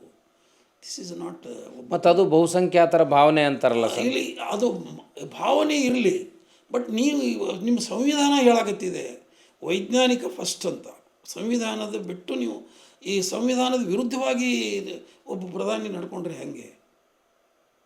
ಅಲ್ಲ, ಕೊರೋನಾದಾಗ ಗಂಟೆ ಬಿಡ್ರಿ ಅಂತ ಹೇಳಿದರು. ಔಷಧ ಕೊಡೋದು ಹೇಳೋದು ಬಿಟ್ಟುಕೊಟ್ಟು, ಔಷಧ ಸಂಶೋಧನೆ ಮಾಡೋದಕ್ಕೆ ಬಿಟ್ಟುಕೊಟ್ಟು. ಅಲ್ಲ, ಇದು ಒಂದು ರೀತಿ ಸಮಾಧಾನಕವಾಗಿ ಇರ್ಬೋದು. ಆದರೆ ಅದು ಯಾಕೋ ಅಷ್ಟು ನನಗೆ ಅವ್ರ ಭಕ್ತಿ ಮಾರ್ಗ ನನಗೇನು ಒಪ್ಪಿಗೆ ಆಗಿದೆ. ಅಲ್ಲ, ನಮಗೆ ಸಂವಿಧಾನದ ಮಾರ್ಗ ಮುಖ್ಯ, ಸಂವಿಧಾನದ ಮಾರ್ಗ ಮುಖ್ಯ, ವೈಜ್ಞಾನಿಕ ಮನೋಭಾವ ಮುಖ್ಯ. ಅದಕ್ಕೆ ಅವರು ಸಂವಿಧಾನಕ್ಕೆ ಬದ್ಧವಾಗಿ ಈಗಲೂ ಪ್ರಧಾನಿಗಳು ಹೋಗಬೇಕು. ಅವರು ಪ್ರಾಮಾಣಿಕರದಾರ, ದೇಶದ ಬಗ್ಗೆ ಕಳಕಳಿ ಇದ್ದವರದಾರ, ಅವ್ರ ಬಗ್ಗೆ ಇಡೀ ವಿಶ್ವದ ತುಂಬನೂ ಗೌರವ ಇದೆ. ಅದೆಲ್ಲವೂ ಸರಿ. ಅವರಿಂದಾಗಿ ಸರ್ಕಾರ ಬರಾಕತ್ತೈತಿ, ಇದೂ ಸರಿ. ಅದರೇನು ಅವ್ರ ನಡೆ. ಆದರೆ ಪ್ರಧಾನಿ ಈ ತಪ್ಪು ನನಗೆ ಹೇಳಬೇಕು ಅನ್ನಿಸ್ತಿದೆ. ಇದು ನನ್ನ ಮನಸ್ಸಿನ ಸರ್. ಅದನ್ನು ವಿರೋಧ ಪಕ್ಷ ಆದರೂ ಒತ್ತಿ ಹೇಳ್ಬೋದಲ್ಲ. ಜನ ನೀವು ಬಹುಸಂಖ್ಯಾತರ ವಿರೋಧ ಪಕ್ಷದವರು ಅವರೇ ಇದ್ದಾರೆ. ಅವರು ದೇವಸ್ಥಾನಕ್ಕೆ ಹೋಗ್ತಾರೆ, ಅವರು ಸುಳ್ಳು ಹೇಳ್ತಾರೆ, ಅವರು ಸ್ವಾಮಿಗಳ ಕಡೆ ಹೋಗ್ತಾರೆ. ಭಾಳ ಮಂದಿ ಇನ್ನೊಂದು ನೀವು ಇದನ್ನ ಹಂಗೆ ಕೇಳಿದಿರಿ, ಮೋರ್ ದ್ಯಾನ್ 50% ಮಂದಿಗೆ ಸ್ವಾಮಿಗಳ ಬಗ್ಗೆ, ದೇವಸ್ಥಾನ ಬಗ್ಗೆ ನಿಜವಾಗಿಯೂ ಗೌರವ ಇಲ್ಲ. ಭಾಳ ಮಂದಿ ರಾಜಕಾರಣಿಗಳಲ್ಲಿ ವೈಜ್ಞಾನಿಕ ಮನೋಭಾವ ಅದ ರೀ. ಸರ್ಪ್ರೈಸಿಂಗ್ಲಿ ಅವ್ರು ಓಪನ್ ಆಗಿ ಹೇಳೋದೇ ಇಲ್ಲ. ಯಾರ ಸ್ವಾಮಿಗಳು ಬಂದ್ಕೊಂಡು ಹೋಗಿ ನಮಸ್ಕಾರ ಮಾಡೇ ಬಿಡ್ತಾರೆ. ಯಾಕೆ ಮಾಡ್ತಾರೆ ಅಂದರೆ ಜನರಲ್ಲಿ ಹಿಡಿ ಸಲುವಾಗಿ ಅವ್ರನ್ನ ಹಿಡ್ಕೊಂಡಾರ. ಅವ್ರಿಗೆ ಗೊತ್ತದ ಇವರೆಲ್ಲ ಲಫಂಗ್ರದಾರ ಅಂತ ಗೊತ್ತದ, ಬದ್ಮಾಸರದಾರ ಗೊತ್ತದ. ಇದ್ರೂ ಅವ್ರನ್ನ ಕುಡ್ಸಾಕತ್ತಿರ್ತಾರೆ. ಯಾಕಂದರೆ ಅವರಿಗೆ ಅವರು ಹೋಟಿನ ಓಲೈಕೆಗಾಗಿ, ಅಧಿಕಾರ ಹಿಡ್ಕೊಳ್ಳೋದಕ್ಕಾಗಿ. ಯಾಕಂದ್ರೆ ಇದು ಮಾತಾಡಿದ್ವು ಅಂದರೆ ಇದನ್ನು ಮಾಡ್ತಾರೆ ಅಂತಾರೆ. ಅವರು ಎಲ್ಲರೂ ದಾಟರದಾರ ಅಂತ ನನಗೆ ಅನಿಸಿಲ್ಲ, ದೂರ್ತರದಾರ. ಅಲ್ಲ, ಅಂದ್ರೆ ಗೊತ್ತಿದ್ದು ದೇ ಪ್ರಿಟೆಂಡ್. ಯಾಕೆ ಸುಮ್ಮನೆ ಇವ್ರನ್ನ ಕೆಟ್ಟ ಮಾಡಿ ವೈಚಾರಿಕತೆ ಮಾತಾಡೋದ್ರಿಂದ ನಂದು ಒಂದು ಸಮಸ್ಯೆ ಇದೆ ಸರ್. ಇಲ್ಲಿ ಏನಂದರೆ ಜನ ಮತದಾರರು ಭಾಳ ಮೌಢ್ಯರಿದ್ದರಿಂದ ಮತದಾರರ ಮೌಢ್ಯತೆ ಸಲುವಾಗಿ ಇಂಥವುಗಳನ್ನು ಸಾರ್ವಜನಿಕವಾಗಿ ಅವರು ಒಪ್ಕೊಳ್ತಾರೆ, ವರ್ತನೆ ಮಾಡ್ತಾರೆ. ಆ ವೈಚಾರಿಕತೆ ಹೇಳಿದರೆ ಮೌಢ್ಯತೆಯ ಪರವಾಗಿರುವಂಥ ಮತದಾರ ಸಿಗಂಗಿಲ್ಲ. ಆದರೆ ಅಧಿಕಾರ ಮಾಡೋಂಥವ್ರು ಜನರ ಮೌಢ್ಯತಾ ನಿವಾರಣೆಗಾಗಿ ಕಾರ್ಯಕ್ರಮಗಳನ್ನ, ಯೋಜನೆಗಳನ್ನ ರೂಪಿಸಬೇಕಾಗಿತ್ತು. ಹಂಗಾಗಿಲ್ಲ ಅನ್ನೋದು ಈ ದೇಶದ ದುರಂತ. ನೀವು ಒಬ್ಬ ಬರಹಗಾರರಾಗಿ, ಈ ದೇಶದ ಜವಾಬ್ದಾರಿಯುತ ಹಿರಿಯ ನಾಗರಿಕರಾಗಿ ಈ ಸರ್ಕಾರದ ಈ ರೀತಿಯ ಭಾವನಾತ್ಮಕ ಧೋರಣೆಗೆ ನೀವೇನು ಹೇಳಕ್ಕೆ ಬಯಸ್ತೀರಿ? ಇಲ್ಲ, ಇವರೆಲ್ಲರೂ ಸ್ಪಷ್ಟವಾಗಿ ಹೇಳಬೇಕು. ಇದ್ದಿದ್ರಾಗ ಸ್ವಲ್ಪ ಇವರು ನಮ್ಮ ಸಿದ್ದರಾಮಯ್ಯ ಹೇಳ್ತಾರೆ, ಆದರೂ ಅವರು ಎಲ್ಲರೂ ಹೋದ್ಕೊಳ್ಳಿ ಅವರು ಈ ಅನಿವಾರ್ಯತೆ ಸ್ವಲ್ಪ ಎಲ್ಲಾರು ಪಾಲಿಸಿದ್ದು ಕಾಣಿಸಾಕತ್ತೈತಿ. ಹಂಗೆ ಆಗಬಾರ್ದು ಅದು. ಮತ್ತು ಒಂದು ಸ್ಥಾನದಾಗ ಇದ್ದಾಗ ಅವರಿಗೆ ಇದು ಒತ್ತಡಗಳು ಬಂದ ಕೂಡಲೇ ಗಪ್ಪಾಗಿಬಿಡ್ತಾರೆ. ಸರಿ, ಸಿದ್ದರಾಮಯ್ಯನವ್ರ ವಿಷಯ ಬಂದಾಗ ಸಿದ್ದರಾಮಯ್ಯ ಇದ್ದ ಈಗ ಉದಾಹರಣೆ ನೀವು ಈ ಯೋಜನೆಗಳ ಬಗ್ಗೆ, ಗ್ಯಾರಂಟಿ ಯೋಜನೆಗಳ ಬಗ್ಗೆ. ಗ್ಯಾರಂಟಿ ಬಗ್ಗೆ ಮಾತ್ರ ನಂದು ಭಾಳ ಸಪೋರ್ಟ್ ಇದೆ. ಅಂದರೆ ನಾನು ಕಾಂಗ್ರೆಸ್ ಸರ್ಕಾರಕ್ಕೆ ಸಪೋರ್ಟ್ ಆಗಿ ಅಂತ ಹೇಳ್ತಾ ಇಲ್ಲ, ಜನರಿಗೆ ಕೊಡುವ ನಿಲುವು ಏನಿದೆಯಲ್ಲ ಅದು ಭಾಳ ಸರಿಯಾದದ್ದು. ಏನದ ಅಂದರೆ ಈಗ ನಿಜವಾಗಿಯೂ ಬದಲಾವಣೆ ಆಗಿದೆ ರೀ. ಇನ್ನು 5 ವರ್ಷಕ್ಕೆ ಭಾಳ ಬದಲಾವಣೆ ಆಗಿದೆ ಇದನ್ನು ಯಾಕಂದರೆ ಈಗ 2 ವರ್ಷ ಆಯ್ತು, ಇನ್ನು 3 ವರ್ಷದ ಅಂದರೆ ಸಾಮಾಜಿಕ ನ್ಯಾಯ. ಈಗ ದೇಶದೊಳಗೆ ಭಾಳ ಮಂದಿ ಸಮೃದ್ಧ ಆಗ್ಯದ, ಗಾಡಿ ಅದಾವು, ಮೊಬೈಲ್ ಅದಾವು, ಬೆಳವಣಿಗೆ ಆಗಿದೆ, ಆಹಾರ ಗ್ಯಾರಂಟಿ ಬಂದಿದೆ ಇದೆಲ್ಲನೂ. ಬಟ್ ಈಗಲೂ 70% 60% ಜನ ತೊಂದರೆ ಒಳಗೆ ಅದಾರ.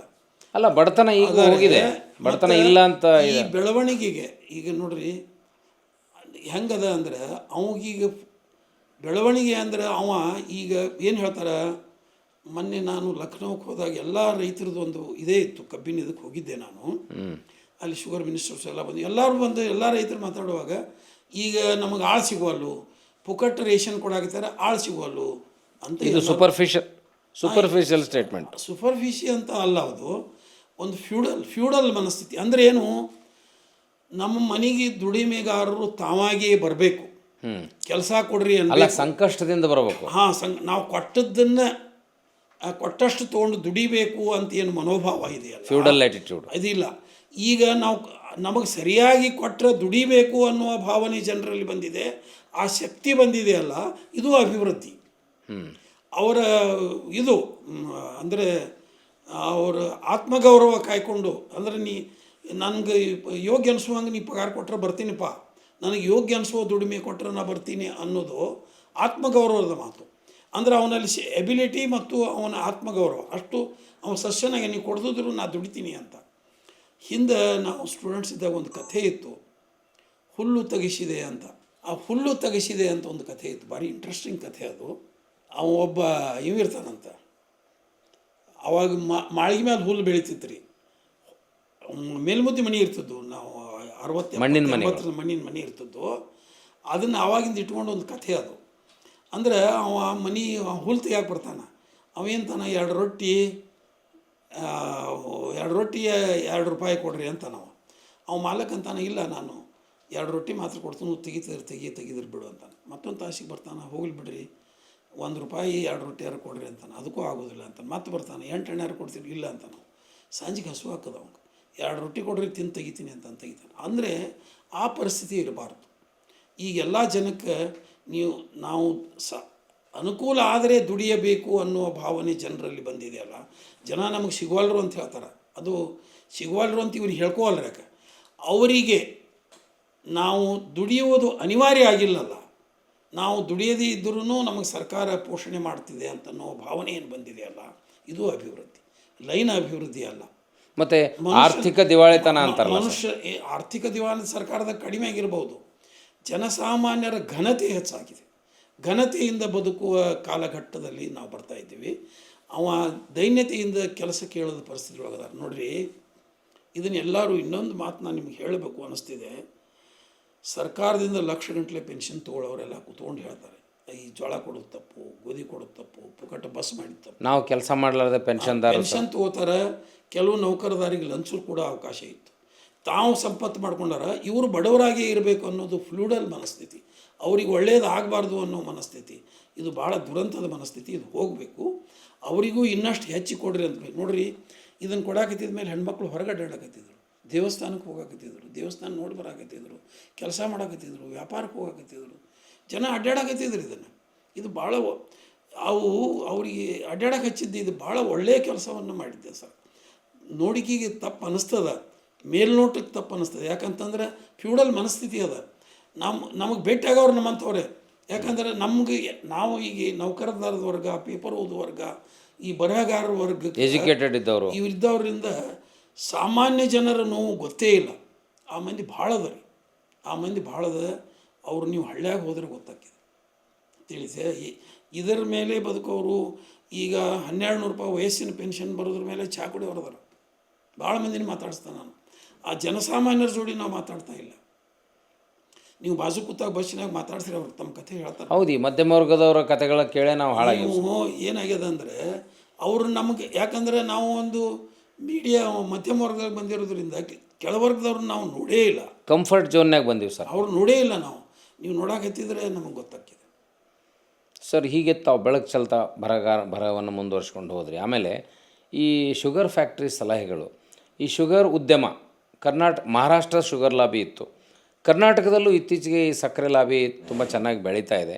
ಇದಕ್ಕೆ ಏನು ಕಾರಣ ಆಯ್ತು ಸರ್? ನೀವು ಹೆಂಗೆ ಅದಕ್ಕೆ ಪೂರಕವಾಗಿ ಸಹಾಯ ಮಾಡಿದ್ರಿ? ಇಲ್ಲ, ಮಹಾರಾಷ್ಟ್ರದಾಗ ಶುಗರ್ ಲಾಬಿ ಇತ್ತು, ಅವರೇ ನಡೆಸಿದ್ರಿ. ಈಗ ಲಾಬಿ ಅನ್ನೋದು ಹೋಗಿಬಿಟ್ಟದ್ರಿ, ಏನು ಅಷ್ಟು ಉಳಿದಿಲ್ಲ, ಮೊದಲಿನಷ್ಟು ಇಲ್ಲ. ಈಗ ಏನು ಅಂದರೆ ಮೊದಲು ಕೋಆಪರೇಟಿವ್ ಬರ್ತಿದ್ದು, ಅದು ಕೋಆಪರೇಟಿವ್ ಉದ್ಯಮಿನ ಆಗಲಿ ಅನ್ನೋದು ಸರ್ಕಾರದ ಆಲೋಚನೆ ಇದೆ. ಯಾಕಂದರೆ that is agro based industry.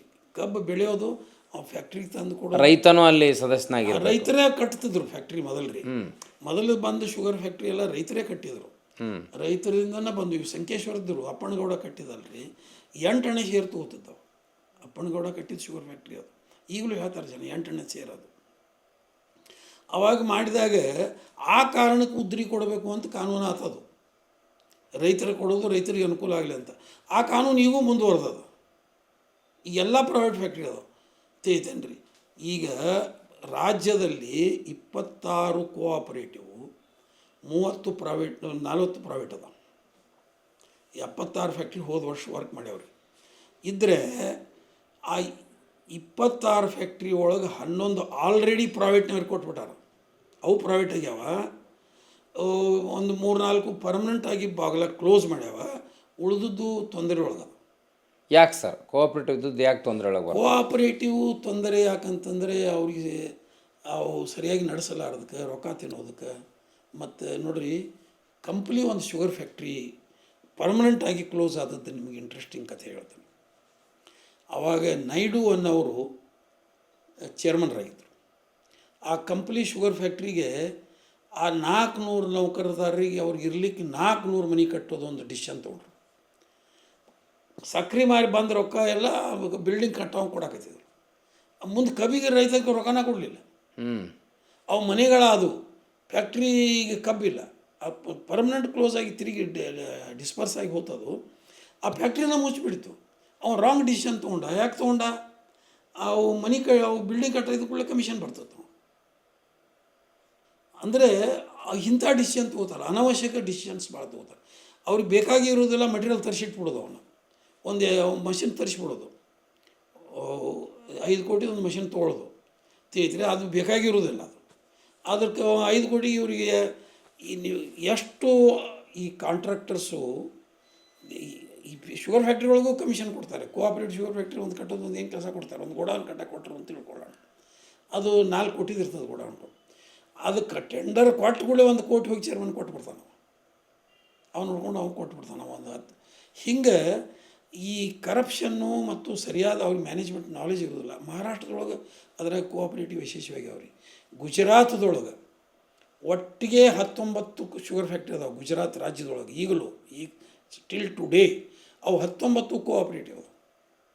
ಪ್ರೈವೇಟ್ನವ್ರು ಬರ ಕೊಡೋದಿಲ್ಲ. ಅಲ್ಲಿ ಪ್ರೈವೇಟ್ನವ್ರು ಒಂದು ಫ್ಯಾಕ್ಟ್ರಿ ಬಂದಾಗಿತ್ತು, ಅದನ್ನು ಇವರು ಸಮಯ ತೊಗೋಬೇಕಂತ ಮಾಡಿದ್ರು. ಅಲ್ಲಿ ಹೇಳಿದರು, ಇವರು ಅವ್ರಿಗೆ ಗೊತ್ತಾಗಿ ಅವರು ಅಷ್ಟು ಕೋಆಪರೇಟಿವ್ನವ್ರು ಕೂಡಿಸಿ ಅಲ್ಲಿ ರೊಕ್ಕ ಕೊಟ್ಟು ಅವ್ರನ್ನ ನಡೆಸಿ ಇದನ್ನು ಮಾಡಿದರು. ಮತ್ತು ಅಲ್ಲಿಯ ಪೇಮೆಂಟ್ ಸಿಸ್ಟಮ್ನು ಇಲ್ಲಿ ಬರಬೇಕು. ಅದನ್ನು ನಾನು ಲಕ್ನೋದಾಗೂ ಹೇಳಿದೆ. ಅಂದರೆ ಆ ಕಬ್ಬಿನ ಬಿಲ್ಲಿನ ಸಲುವಾಗಿ ಜಗಳ ಇಡ್ತಾವೆ. ಆ ಕಬ್ಬಿನ ಬಿಲ್ ಹೆಂಗೆ ಕೊಡಬೇಕು ಅಂತಂದರೆ, ಈಗೇನು ರೀ ಭಾಳ ಟೆಕ್ನಾಲಜಿ ಬೆಳೆದುಬಿಟ್ಟಿದೆ. ಅವ್ರಿಗೆ 70% ಕೊಡಬೇಕು ಅಂತ ಒಂದು ನಿಯಮ ಅದ. ಅಲ್ಲಿ ಗುಜರಾತ್ನಾಗ ಏನು ಮಾಡ್ತಾರೆ ಅಂದರೆ, ಅಲ್ಲಿ ಕೃಷಿ ಇಲಾಖೆ ಅದಕ್ಕೆ ಅಟ್ಯಾಚ್ ಇಟ್ಟಾರ. ಅವರು ಕೃಷಿ ಇಲಾಖೆ ನೋಡ್ತದೆ ಪೇಮೆಂಟ್ ಮಾಡಿದ್ರಿ ಇಲ್ಲ ಅಂತ. 15 ದಿನಕ್ಕೆ ಪೇಮೆಂಟ್ ಆಗದಿದ್ದರೆ ರೈತಗೆ, ರೈತ ನನಗೆ ಇವತ್ತು ಪೇಮೆಂಟ್ ಆಗಿಲ್ಲ ಅಂತ ಕೃಷಿ ಇಲಾಖೆಗೆ ತಿಳಿಸಿಬಿಟ್ರೆ, ಅವತ್ತು ಸಂಜೆ ಒಳಗಾಗಿ ಕೃಷಿ ಇಲಾಖೆ ಅವ್ನಿಗೆ ಪೇಮೆಂಟ್ ಮಾಡಿಬಿಡ್ತದೆ. ಅಷ್ಟು ಅಮೌಂಟ್ ಪೇಮೆಂಟ್ ಮಾಡ್ತಾರೆ. ಅವಂಗೆ ಪೇಮೆಂಟ್ ಮಾಡಿ ಅದನ್ನು ಮರುದಿನ ಪ್ರಕಟಣೆ ಕೊಡ್ತಾರೆ ಅವ್ರು ಪತ್ರಿಕೆ ಒಳಗೆ. ನಾವು ಹಿಂಗಿಂತ ರೈತರಿಗೆ ಪೇಮೆಂಟ್ ಮಾಡೀವಿ, ಆ ಶುಗರ್ ಫ್ಯಾಕ್ಟ್ರಿಗೆ ಎಷ್ಟು ಆಸ್ತಿ ಅಟ್ಯಾಚ್ ಮಾಡ್ತೀವಿ ಅಂತ. ಅವ್ರು ಹೆದರಿ ಅವ್ರು ರಾತ್ರಿನೇ ಹೋಗಿ ಅವ್ರಿಗೆ ಪೇಮೆಂಟ್ ಮಾಡಿಬಿಡ್ತಾರೆ. ಆ ಸಿಸ್ಟಮ್ ಇದೆ. ಅದನ್ನ ಇಲ್ಲಿ ಮಾಡಿರಿ ಅಂತ ನಾನು ರೈತ ಸಂಘದವ್ರಿಗೆ ಹೇಳಿ ನೀವು ಅದನ್ನು ಹಂಗೆ ಹೋರಾಟ ಮಾಡಿರಿ ಅಂತ. ಅವ್ರಿಗೆ ಅರ್ಥ ಆಗಿದೆ, ಅದು ಅರ್ಥ ಆಗಿದೆ ಅವ್ರಿಗೆ, ತಿಳಿದಿಲ್ಲ ಅಂತಿಲ್ಲ, ಹೇಳ್ತಾರೆ, ಆದರೆ ಸೀರಿಯಸ್ ಆಗಿ ನಡೆದಿಲ್ಲ. ಮತ್ತು ಅದನ್ನು ಡಿ ಸಿಗೆ ಇದನ್ನು ಮಾಡಿ 70% ಏನೋ ಮಾರಿದ್ದು ಬಂದು ರೊಕ್ಕ ಬರ್ತದಲ್ಲ, ಸಕ್ಕರೆ ಮಾರಿದ್ದು 70% ರೈತರಿಗೆ ಹಾಕಬೇಕು ಅಂತ ಕಂಪಲ್ಸರಿ ಮಾಡಿದರೆ ರೈತರು ಚೆನ್ನಾಗಿ ಬದುಕ್ತಾರೆ, ಫ್ಯಾಕ್ಟ್ರಿನೂ ಬೆಳೀತದೆ ಇದರಿಂದ. ನಾನು ಹೇಳೋದಂದರೆ 2 ವಿಷಯ. ಅವರು ರೈತ ಸಂಘವನ್ನು ಸರಿಯಾಗಿ ಕಾಪಾಡಿಕೊಂಡು ಹೋಗಬೇಕು, ಫ್ಯಾಕ್ಟ್ರಿ ಅವರೇ, ಅವರಿಗೆ ಗೈಡ್, ಅವರು ಮಾರ್ಗದರ್ಶಕರು, ಅವ್ರು ಇದನ್ನು ಮಾಡಬೇಕು. ಮತ್ತು ಯೂನಿಯನ್ಗಳನ್ನು ಸರಿಯಾಗಿ ಕಾಪಾಡ್ಕೊಂಡು ಹೋಗಬೇಕು. ನೀವು ತಪ್ಪಿದ್ದು ಹೇಳ್ತಾರೆ ಅವರು, ಫ್ಯಾಕ್ಟ್ರಿ ಪ್ರೊಟೆಕ್ಷನ್ಗೆ ಅವರು ಸಹಕಾರ ಮಾಡ್ತಾರೆ. ಕಾರ್ಮಿಕರು ಇಲ್ಲಿ ಹಾಳು ಹಾಕಿದ್ರಿ, ಇದು ಹಾಕಿದ್ರಿ, ಅವರು ನಿಜವಾಗಿಯೂ ನೀವು ಇನ್ವಾಲ್ವ್ಮೆಂಟ್ ಮಾಡೋದು ಭಾಳ ಅವಶ್ಯ ಇದೆ. ರೈತರನ್ನು ಮತ್ತು ಕಾರ್ಮಿಕರನ್ನು ನೀವು ಶೇರ್ ಹೋಲ್ಡರ್ಸ್ ಗತಿ ನೋಡ್ಕೊಂಡು ಕರ್ಕೊಂಡು ಹೋದರೆ ಅದು ಅವ್ರನ್ನ ವಿರೋಧಿಗಳ ಗತೆ ಕಾಣೋದು ಒಂದು ದೊಡ್ಡ ತಪ್ಪು. ಸರ್, ಈ ನಿಯಮವನ್ನು ಖಾಸಗಿ ಸಂಸ್ಥೆಯವ್ರು ಹೆಂಗೆ ಪಾಲಿಸ್ತಾರೆ? ನೀವು ಕೋಆಪರೇಟಿವ್ ಶುಗರ್ ಫ್ಯಾಕ್ಟ್ರಿ ಡಿಫೆಕ್ಟ್ ಹೇಳಿದ್ರಿ. ಕೋಆಪರೇಟಿವ್ನವರು ಇಲ್ಲ, ಕೋಆಪರೇಟಿವ್ನವರು ಸ್ವಲ್ಪ ಇವರು ಯೂನಿಯನ್ದವ್ರನ್ನ ಇವ್ರನ್ನ ಸಂಭಾಳಿಸ್ಕೊಂಡು ಹೋಗ್ತಾರೆ, ಹಂಗೇನು ಇದು ಮಾಡೋದಿಲ್ಲ ಅವ್ರು. ಯಾಕಂದ್ರೆ ಪಬ್ಲಿಕ್ಕಿಂದನೂ ಆರಿಸಿ ಬರ್ತಾರಲ್ಲ, ಅವರು ಸ್ವಲ್ಪ ಮ್ಯಾನೇಜ್ ಮಾಡ್ಕೊಂಡು ಜಕೊಂಡು ಹೋಗ್ತಾರೆ. ಪ್ರೈವೇಟ್ನವ್ರಂತೂ ದಾದ ಮಾಡೋದಿಲ್ಲ ಅವ್ರು. ಮತ್ತು ಈ ಸಮಸ್ಯೆ ಪ್ರೈವೇಟ್ನವ್ರಿಗೆ ಇರಂಗಿಲ್ಲ ಸರ್, ಅವ್ರು ಲಾಭದಾಯಕವಾಗಿ ಅದಾರಲ್ಲ. ಅಲ್ಲ, ಪ್ರೈವೇಟ್ನವ್ರಿಗೆ ಏನದ ರೀ, ಅವರಿಗೆ ಕ್ಯಾಲ್ಕುಲೇಟೆಡ್ ಅದಾರ ಅವರು, ಇವ್ರು ಕ್ಯಾಲ್ಕುಲೇಟೆಡ್ ಇಲ್ಲ. ಮತ್ತು ಅವ್ರು ಟೈಮ್ ಇದನ್ನು ಮಾಡ್ತಾರೆ, ಅವರು ಮಾರಾಟದ್ದು ಇರ್ತಿದೆ, ಲಾಭ ಇಟ್ಕೊಂಡು ಮಾರಬೇಕಲ್ಲ. ಮತ್ತು ಇನ್ನೊಂದು ಏನದ, ಅಷ್ಟು ಸಕ್ಕರೆ ಉದ್ದಿಮೆಯಲ್ಲಿ ತಿಳ್ಕೊಂಡಷ್ಟು ಫಾಯ್ದೆ ಇಲ್ಲ. ಅದರ ಬೈ ಪ್ರಾಡಕ್ಟಿಗೆ ಬೆಲೆ ಇದೆ.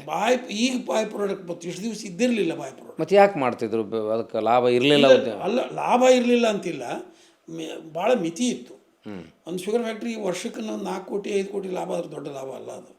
ಇದ್ರೆ ಹಾಕಿದ ಇನ್ವೆಸ್ಟ್ಮೆಂಟ್ ಹೋಲಿಸಿ ನೋಡಿದರೆ ಮತ್ತು ಏನದ ರೀ, ಈಗ ಅದು ಬೇರೆ ಬೇರೆ ಈಗ ಡೈವರ್ಸಿಫಿಕೇಷನ್ ಆಗಾಕತ್ತೆ. ಅದು ಅಂದ್ರೆ ಕಬ್ಬು ಏನು ಒಂದು ತೂಕ ಮಾಡಿ ತಗೋತಾರೆ, ಇಡೀ ವಸ್ತುವನ್ನು ತೂಕ ಮಾಡಿ ಮಾರ್ತಾರೆ.